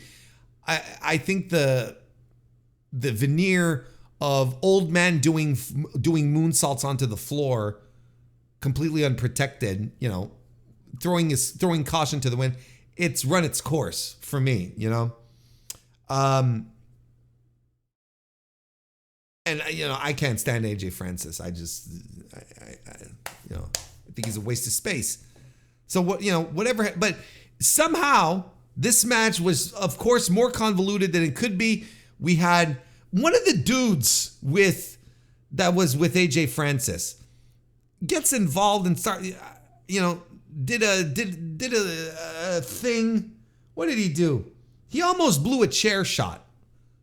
on he was supposed to do a chair shot on PCO. He almost blew it. And then he did drop PCO directly back first on 2 upright chairs, which looked nasty as hell. Like, that was a tremendous spot. This guy kind of sounded like Scott Steiner too. You know, he was jaw jacking and the camera picked it up. I don't know who these people are. And then Sami Callihan ran in, and then Rhino ran in, and then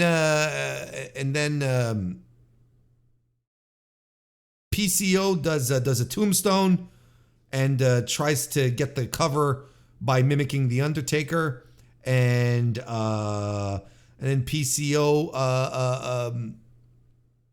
PCO does a moonsault and gets the win, right? That's exactly right. Just reading my notes. And then after the match, Steph DeLander comes to the ring and proposes to PCO because apparently they have a romance angle, and PCO says yes, and she's dressed like Wednesday Addams, and commentary gleefully goes, "We're gonna have a wrestling wedding." You see what I mean? Do you see what I mean when I tell you I understand why the grifters are into this? Why they're like, this should be the number 2. You see what I mean?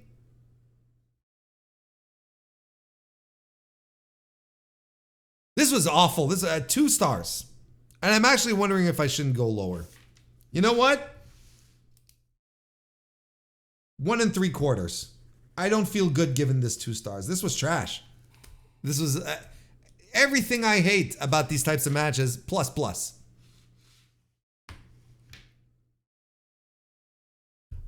Jordan Grace defeated Ash by elegance.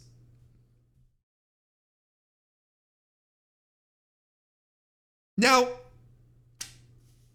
some people in my circles were sharing tweets about how Dana Brooke has turned it up. You know, finally, now that she has all the room to grow or something, you know, to perform, Dana Brooke is seizing that opportunity. She's so great now, you know, kind of thing. I'm sitting back, like, I didn't watch this live. Got the replay. And I see these things and I'm like, okay, open mind. Maybe this is the big revelation. Maybe this is the big moment where we realize that all this time we were snoozing on Dana Brooke, that AEW and the WWE was holding back the next Dump Matsumoto, that she finally is letting her inner Minami Toyota fly.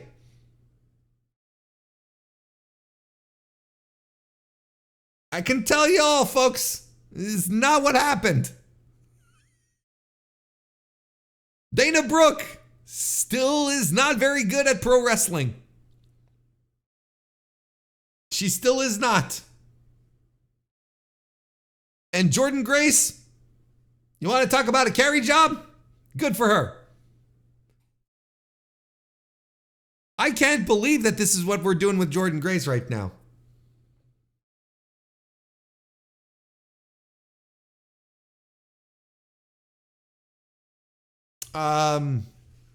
See, for some reason, Rosemary is in the audience. Maybe there's story to this, and that's the point that I don't understand. But Rosemary is in the audience, and at some point, she saunters down to the ring out of the audience and chases away Ash by Elegance's butler. That's who he is, right? She chases her butler away with a knife. Like, she pulls out like a knife, an actual knife. I'm like, what? Again, this is why the grifters love this shit, right? Grace in this match is solid as usual. Like, you cannot fault Jordynne Grace for the work she puts in. It's just solid. She does a muscle buster early on. Superplex into a belly to belly by Jordynne Grace. And, Ash by Elegance, she gets a couple of big spots in. She does a Canadian Destroyer. She does a sliced bread.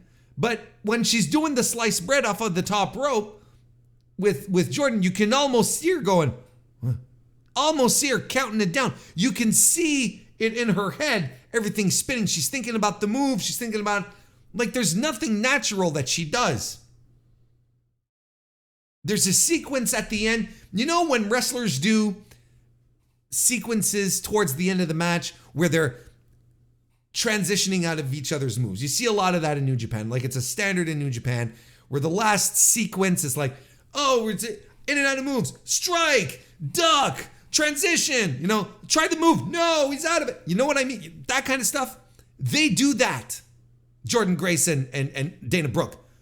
But it is so slow. It is so slow. I'm doing one of these.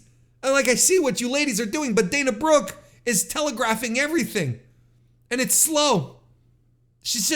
And throughout this entire match, she's clunky. She's out of position on things. And how long has Dana Brooke been at this? How long has she been at this? No, not Dana Brooke and Mandy Rose. What the hell is this? There we go. She's been at this for 9 years. Okay, and I understand that she maybe hasn't been getting the best reps by spending, 80% of a calendar year in catering at WWE events. I get it. But Jesus. Not exactly a performance center screaming success here. And this, and she tries to reinvent herself. God bless her. But she's just Dana Brooke.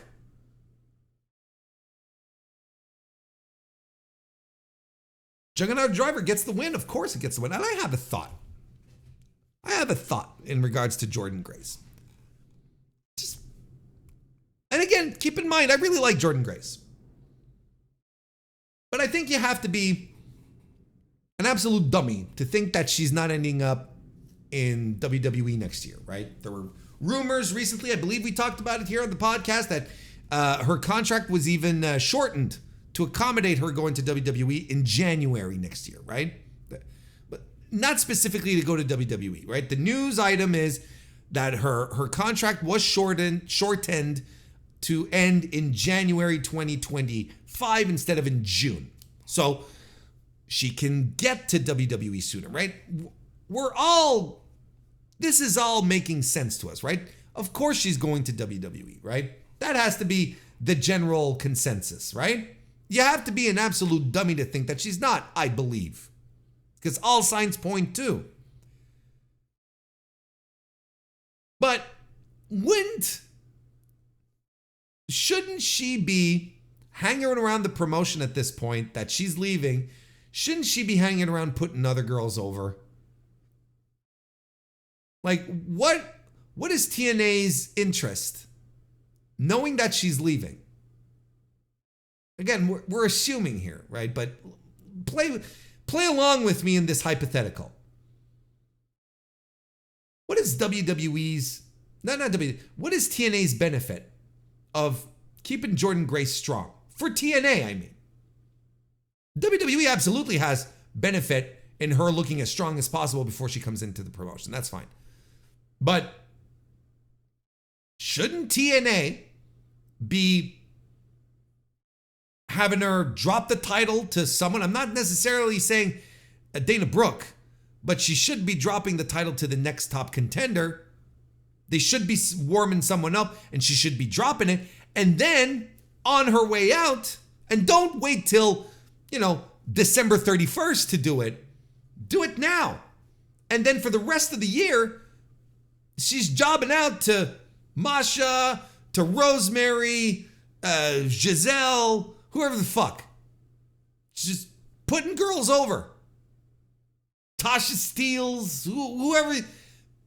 Jordynne Grace should be putting people over until she's gone from TNA. Do I care too much? Maybe. Maybe I care too much about TNA making sense. Because of course that won't make sense. This is the promotion that had Kenny Omega as their world champion for months, and they didn't even build up a proper challenger for Kenny Omega to drop the title to the point that it had to be another AEW wrestler who took the title off of Kenny Omega in Christian Cage. That's how bad that these people are at their booking patterns. So they're not going to do anything to benefit the actual talent while Jordynne Grace is still there. And I'm not saying job Jordynne Grace out because Jordynne Grace sucks because she's going to WWE. I'm saying do business properly. Do business right. This is what you do in the territories back in the day. You'd be on your way. Your contract would be up. You'd be going from one territory to another. Well, you go out flat on your back. You put everyone over, and then you hit the bricks. That's doing business the right way, because you're leaving behind people who suddenly feel more credible in the eyes of the viewing audience. But right now, I feel like TNA is so up their ass trying to create sports entertainment for all of these thousands and tens of thousands, hundreds of thousands of new eyeballs that are allegedly coming in because of the NXT partnership, that they're so busy building sports entertainment angles for them that they just don't care. And they'll probably have Jordynne. This is TNA. I would not even be surprised. Let's have this conversation in 5 months again. I would not even be surprised if Jordynne Grace walks away from the company with the title and she drops it. That she vacates it. That she doesn't lose it to anyone. I wouldn't even be surprised. That's the kind of company this is. I would not be surprised in the least.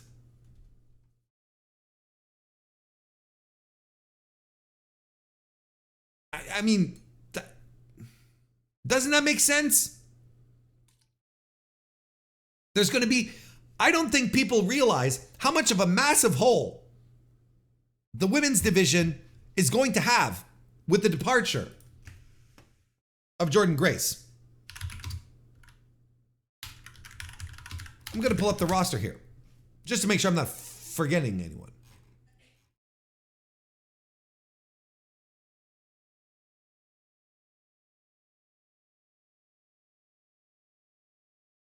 Like, who's going to pick up the slack here?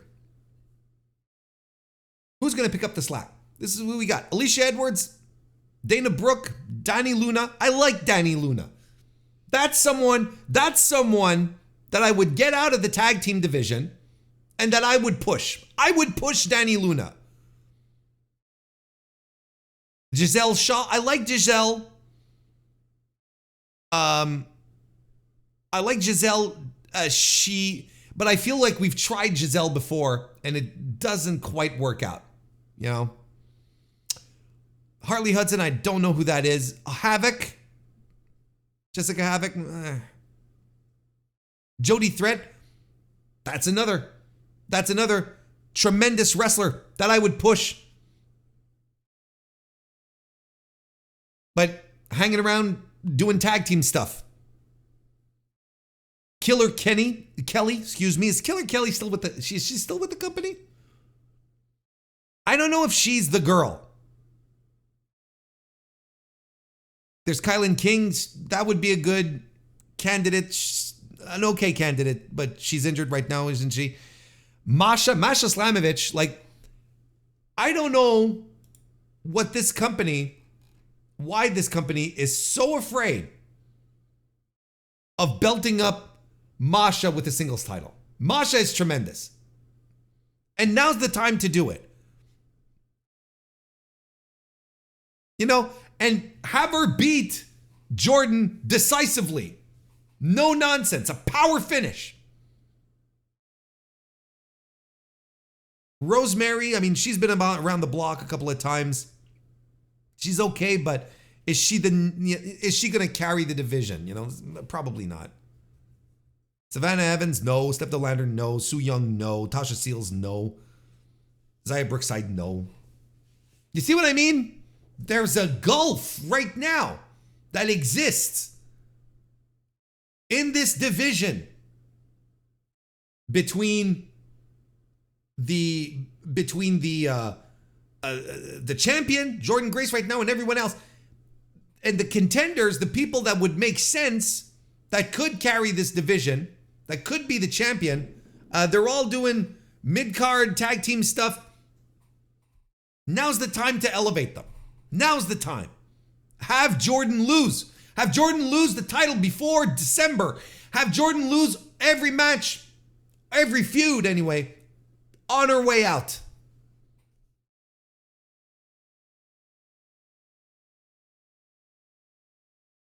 And for some reason, Jordan Grace got a lot of slack on social media. A lot of flack, I mean, on social media, because she was talking about how she did a tweet, right? Talking about how the surprises, no, not a tweet. She was interviewed by Sports Illustrated, who said that the surprises are going to be bigger than people realize, or something to that effect, right? For Slammiversary. And she says, I got the quote right here. TNA and NXT do surprises better than any other promotion. I don't think anyone can argue that. Sure, we can. If you're tired of accidentally reading spoilers, watch Slammiversary. Our goal is to make fans fall back in love with wrestling. There were no surprises, right? Unless you want to count Earl Hebner. We'll talk about that in a second, trust me. And then nothing really happened outside of Earl Hebner, which nobody considers a real surprise. So she was taking a lot of shit on wrestling and on Twitter. And then I'm like, well, who cares? It's pro wrestling. And this was a pro wrestler hyping up her company's big show, you know, which is fine. And she's talking about surprises. Maybe they did have something planned. I think she went on Twitter and said, "Oh, didn't you hear? There's a bug that grounded flights and probably kept people from coming in." I'm like, okay. Like, in any way, who cares? Who cares? What could have possibly been this huge surprise? You know, like, what could have been the huge surprise? Who would have flown in from Montreal to Montreal to do a TNA one-off? Doesn't matter. Mike Bailey defeated Mustafa Ali to become the new X Division champion. So this match, I was into it. I thought it was pumping and cooking. Doing two things, completely unrelated. One of them pumping, the other one cooking. You can't really pump and cook at the same time. It could be kind of weird. I don't know what kind of meal you're preparing if you're doing pumping and cooking at the same time, but it's two different things. And it was tremendous. And it was hot. And the crowd was into this. Are you kidding me? Everyone loves Speedball here. Everyone loves Speedball.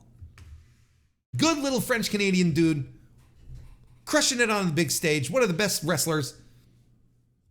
It's absolutely tremendous stuff. They're doing tremendous moves, he and Ali, especially Speedball, right? Does a Spanish fly up off the top rope to the floor. Looking at this. He does that absolutely awesome. I love it every time he does it. The springboard moonsault thing. You know, the moonsault to the floor when the guy, Ali's sliding under the bottom rope and he lands to the floor. Meanwhile, And he comes in for a baseball slide. And Bailey jumps onto the second rope, and Ali is going back on, it lands on the floor, and then he jumps off and does the moonsault. It's always magic. I love that move. And Bailey does like all sorts of stuff, poison ranas and whatnot, and lands the ultimo weapon. Referee moves into position, counts 1, 2, 3. Crowd goes bananas. I'm pulling out my pen. I'm going. I'm writing down a 4. But the referee, after counting 3, notices that Mustafa Ali's foot was on the rope. Not because Mustafa Ali had put his foot there. It was Bailey holding on to Ali, in the pinning combination, had his foot on the rope. So the referee, even after he had counted the 3, decided to invalidate what he did. Sucked the air out of the room. And I was like, oh, God damn it.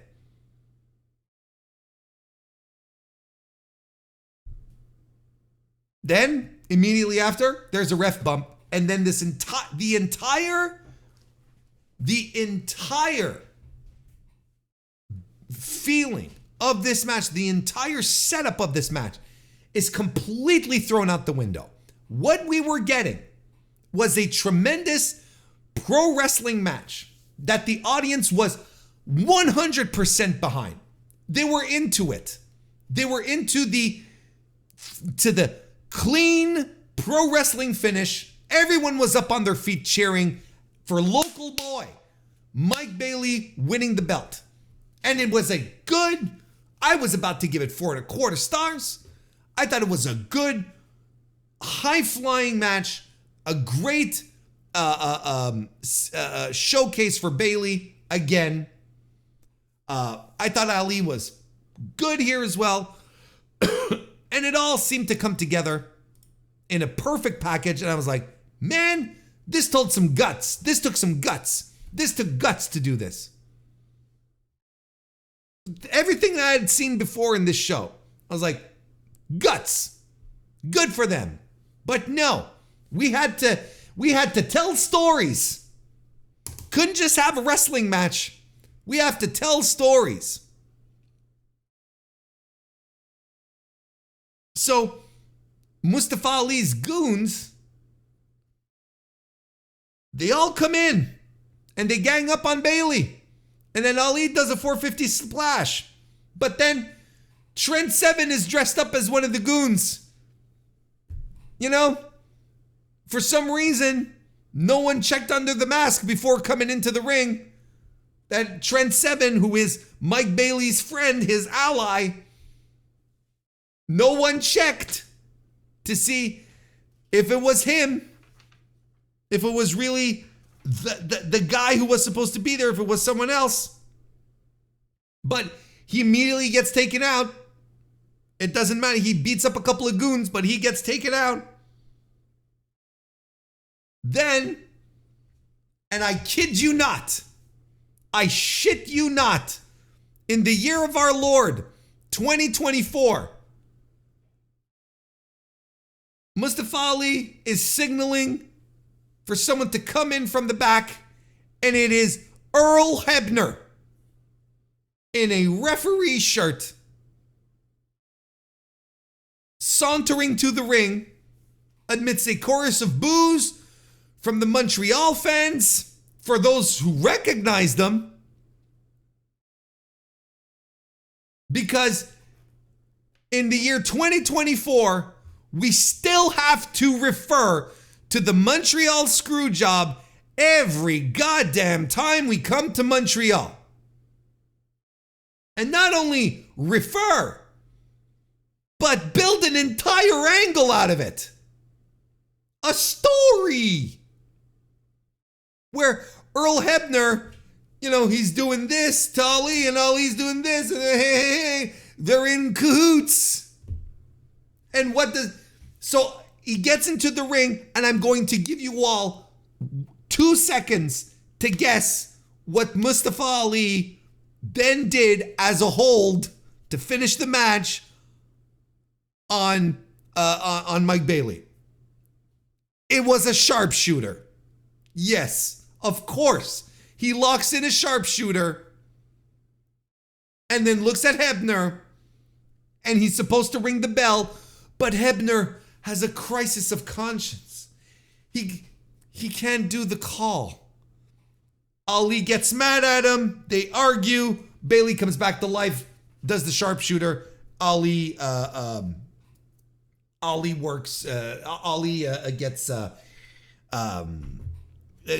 taps. And Mike Bailey wins. I cannot tell you how stupid and corny and phony and forced and that this was. It's not even, I don't even care about the Montreal screw job anymore. I'm sure Brett doesn't even care about the screw job anymore. I'm sure Earl Hebner didn't either, but he was like, you'll get a paycheck today, man. Vince doesn't even think about the Montreal screw job anymore.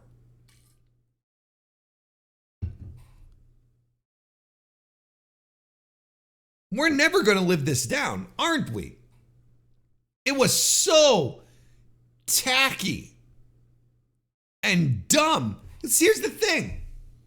Why was Earl Hebner hanging around with the referee shirt backstage? Who made this okay? Like, there was someone who officially put it on, right? And isn't there an authority figure?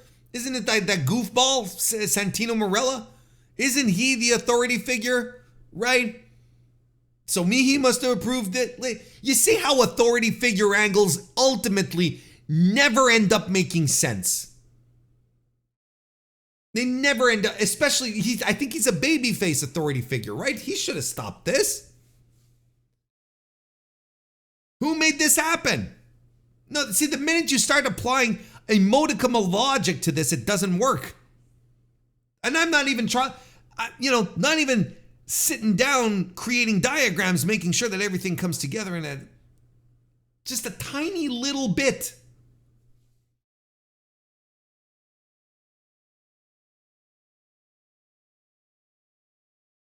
And you know that these are the old heads backstage in TNA who are like, oh yeah, we're going to do a Montreal screw job thing, right? All guys who remember the thing, who probably maybe even were in WWE at the time, who remember it, and they're like, oh yeah, they're going to love this. And I guess the crowd was kind of into it. I legitimately think there's a portion of this crowd was like, who's this old dude? But he did get some "you screwed Brett" chants. I think they started small, and then people then started to realize, oh wait, this is Earl Hebner. And then has the crisis of conscience. And then commentary after the match dares to tell us that Earl Hebner had he had his redemption moment in Montreal. Now he can walk with his head held high and down the streets of Montreal. I'm like, fuck off. It's so bad. But you see what I'm saying? Again, it's the theme of this review. You see what I mean? When I'm telling you, the grifters like the TNA now. Because they did one venue with 4,000 people in it where they can point to AEW and say, ha ha. And then they all have these great, fantastic, delicious stories that completely interrupt them. I cannot believe that this match had its legs cut off and gave us something completely different for the rest of the match. And in the chat, we're talking about delirious booking. I'm willing to put down 10 Canadian rubber bucks that this angle had Mustafa Ali's fingerprints all over it. This is as much as he is a good professional wrestler, and we like him for his work ethic, Mustafa Ali he's one of these creative types. Don't forget this, where look at all this angle that he's been doing, that he's been carrying on the indies, the "In Ali We Trust" thing, and he's been doing it everywhere. Don't lose sight here. To me, it has all the signs of a Mustafa Ali involvement. That he wants to do his stories too. He wants to be a part of this. I'm not ready to zero in just on the one guy. By the way, nice to see you, Sean. Welcome to the thing.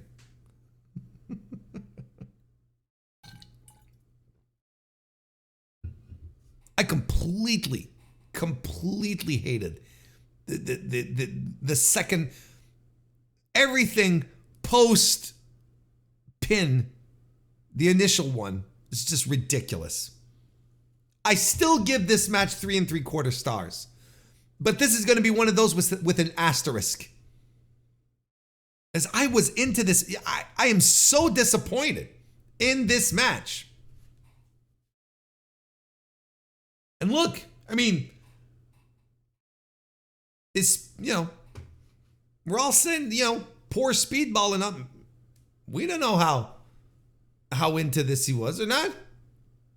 We don't know.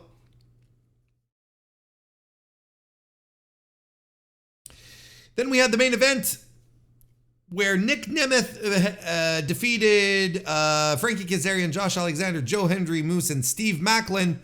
That's right, 5 other guys to become the new TNA World Champion.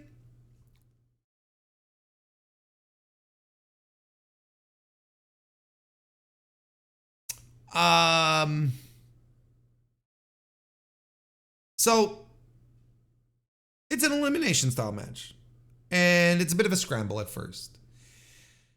And I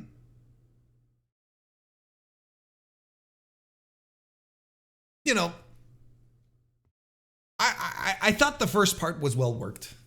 I thought the initial scramble before Macklin got eliminated, I thought this was pretty good, right?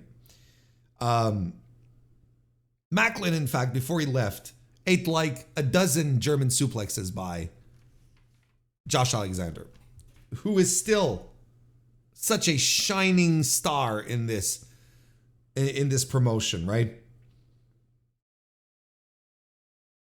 Macklin gets eliminated by Moose after a spear. Moose has a heat segment where he's beating up everyone. And I'm thinking to myself, are they going to eliminate Moose next? Would they be that bold? And they were.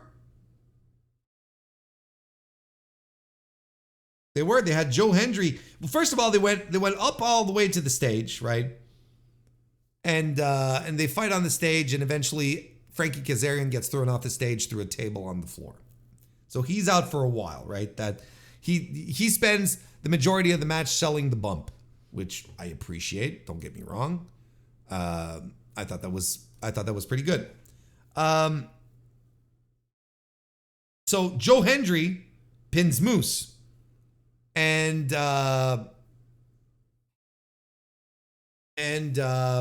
people love that. People got really, really excited for that because people like the Joe Hendry, right? Another sign that anyway, I think he's such a mid-pro wrestler. I get it, he has the looks, he's got the song, everyone believes, he's got the little catchphrase, he's got everything that works on that front. I think he's a mid-pro wrestler, right? And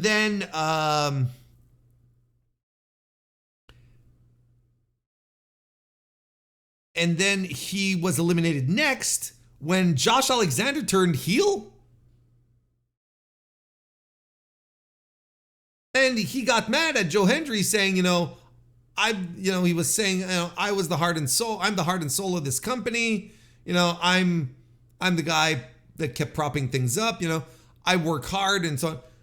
And I kind of appreciate, like, he's not wrong. You know, Joe Hendry comes in, he does his smile, he has his goofy theme song, and he gets over. He goes to, you know, he does the crossover stuff with NXT and whatnot. What's in it for Alexander, who's been, you know, sweating and bleeding for this company for years, right? I think it's bold. It might be interesting too. Like, you know, Josh Alexander, God bless his heart, what do you do with him, right? These days, if you're not pushing him in the title picture, maybe a little heel turn will do him, you know, a ton of good. Maybe it'll freshen things up a little bit, right? But yeah, he low blows Joe Hendry like direct right in front of the ref because it's, you know, everything's no DQ. And yeah,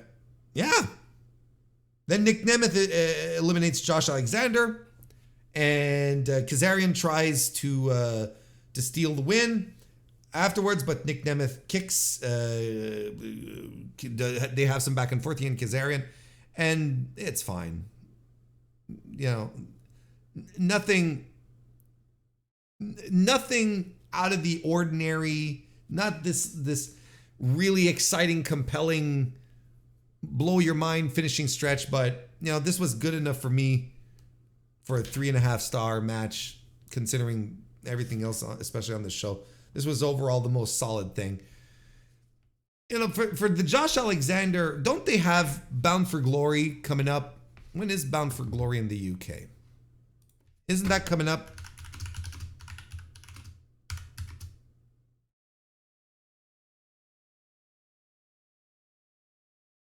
Let me see here. Bound for Glory 2024.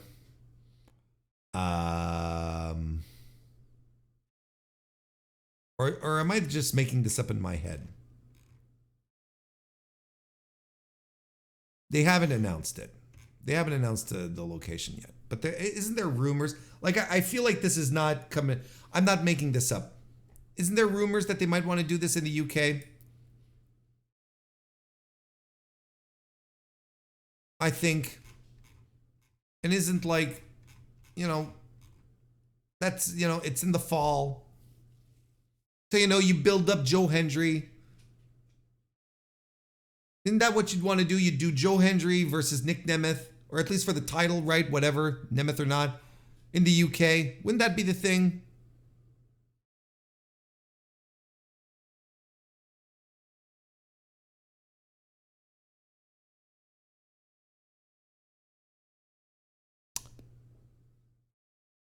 I mean, I feel that's what they're doing, right? But then again, you know, I'm wondering, would you belt up a guy? Would you belt up a guy who's obviously leaving for WWE as well? You know, that's always the thing. But then again, I don't think this promotion cares. That was Slammiversary. I didn't think it was a particularly good show. I think it's very mid. And I think it is a testament of the direction that TNA is in, which is excuse me, which is sports entertainment, WWE light. They're really into it. We've got some shows to preview for the weekend before we head on out to the great outdoors. Let's break these down. I don't know if you heard, but there's a Ring of Honor pay-per-view this weekend. Who's heard? There's Death Before Dishonor 2024. It's happening on July 26th from Arlington, Texas, in the Esports Stadium. Interesting, but you know, I completely forgot. Like, I don't watch Ring of Honor. So this is blindsiding me, comes out of nowhere kind of thing. As it stands right now, 4 matches have been announced. 3 of them are women's matches. Texas Death Match, Diamante versus Layla Hirsch. I do not know how this is going to turn out. I look at that and that spells disaster. But we'll see. Ring of Honor Women's World Television Title Match. Red Velvet will be taking on champion Billy Starks. Athena will be defending the Ring of Honor Women's World Championship against Queen Aminata. I think that's a good match. I think that's a good match. I'm not getting into the conversation as to whether or not this is this the time for Athena to drop the title and go to AEW main roster? Look, think about it for a second. Anytime you hear talk about Ring of Honor, in a positive light, of course, it has something to do with Athena. Athena's the face of the company. Athena's the face of it, like top to bottom. Like you cannot say the opposite. I don't think you can make a case for anything different. I really don't. She is the face of of Ring of Honor. Did you just take the face away? Mark Briscoe will be defending the Ring of Honor World title against Roderick Strong. That should be good. Honestly, that should be really good. But this is all we have announced as of Tuesday, April 23rd. So there you go. There you go. There is also an AEW Battle of the Belts show this weekend on Saturday, July 27. Nothing's been announced. Who cares? It's Battle of the Belts. Something that you should care about, though, is this Arena Mexico show this Friday for CMLL. It was announced last week that Death Triangle was going to be wrestling in Arena Mexico. To everyone's shock, because Ray Phoenix and Pentagon, at least formally, were AAA adjacent. And look, this is all the AAA CMLL politics coming into play here, but somehow this is all smoothing over with these guys here, and they're heading to Arena Mexico to wrestle in a CMLL ring. Like, this is the kind of stuff that 3-4 years ago was unheard of. Like, this is bonkers. And so they're going to do this show this Friday on July 26th. I might actually be watching this instead of Ring of Honor Live. I'm just saying. I don't know yet, but this has a lot more this grasps my attention a lot more, because I'm like, okay, who is Death Triangle going to wrestle? Who are they going to pull out? The Villano 3 kids and Magnus, is that what we're going to do? Or, no disrespect, or is it, just lower guys, right? Are we going to do, are they going to be wrestling Magnus, Rugido, and Magia Blanca, right?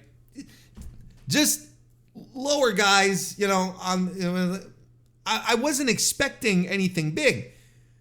But no, it turns out they're facing Místico, Volador Jr., and Mascara Dorada, like 3 of the top guys in the company. I am legitimately stoked for this. Like, that's tremendous stuff. So, I'm excited. Místico, Volador Jr., Mascara Dorada taking on Death Triangle. My mind is blown, and I'm excited for this match. I'm excited for anything else being presented this weekend. There's nothing that even comes close. That rules. And then the rest of the card is pretty solid too. You've got Templario and Titan taking on Rocky Romero and Ultimo Guerrero. Ultimo Dragon. Can you believe that? Templario is now going Technico. He's going babyface. So this is his first, I think it's his first big babyface outing with Titan against 2 straight up heels, 2 rudos, Ultimo Guerrero and Rocky Romero, who is just reviled and despised. So that's tremendous. We've also got Angel de Oro versus Star Jr., Esfinge and Euphoria versus El Valiente and Hechicero. Oh, that's gonna rock. Maxstar, Fichiro, and Hombre Balha Jr. be taking on Magnus, Rugido, and Magia Blanca. Look at that. So, fantastic card. for this Friday, on a Friday night in Arena, Mexico. It's tremendous stuff. I'm stoked. I'm excited. This is great stuff. So, I might even review it. We'll see. We'll see if it, get into it. But that's a tremendous match. And now MJF's going to be defending the international title. I don't think it's going to be called the international title for long, by the way. That was absolutely a slurp. But yeah, he's going to be wrestling in Arena, Mexico. You see what I mean? This is what I love about Max. This is really what I love about him. And his people really buy into this personality, that they really buy into his best heel traits when he says, I don't want to wrestle. I don't want these work rape nerds. I don't want to wrestle these Japanese guys. I don't want to wrestle these Mexican guys. And, I don't want to wrestle often. But next thing you know, he's going to Arena, Mexico. And it's going to be meaningful for him because he's a wrestling nerd. That's between you and us. You and me. So he's gonna love every minute of this, and I'm gonna love every minute. Like it's so much fun. This is so much fun. But don't get me wrong, I'm not the MJF Arena Mexico match is not on this card. That's happening. Just not to get things confused. I think it's in August though. He's doing it before All In. Before All In. I think the 8th or something like that. I don't know. Probably something like that. So these are all good times. I'm excited. You should be excited too. And we're going to wrap up the show on this note here. Thank you everyone for joining me today on this edition of the Mr. Warren Hayes Show. I appreciate your patronage as usual. If you're watching this on youtube.com, a subscription would be tremendous. Or follow me on your favorite podcast application as well, where you can leave a 5-star review on Apple Podcasts or a 5-star rating on Spotify. If you subscribe on YouTube or do the podcast thing, you will not miss a single day of my daily G1 Climax 34 coverage, which has began this weekend, and we're just going full force with it. So I'm already into 3 nights. We'll be back on Thursday doing that. I'll be back on Thursday to do the AEW Dynamite review as well. You should subscribe. Look at all the great content that is coming your way, courtesy of Mr. Warren Hayes. I couldn't sell this better than what I just did here. So you want all the analysis, the thoughts, the opinions. This is where you come to. This is what plug me in, brother. Put me in, coach. It'll be a good time. And this was a good time, and I hope you had a good time. Thank you very much for listening, and I'll see you next time.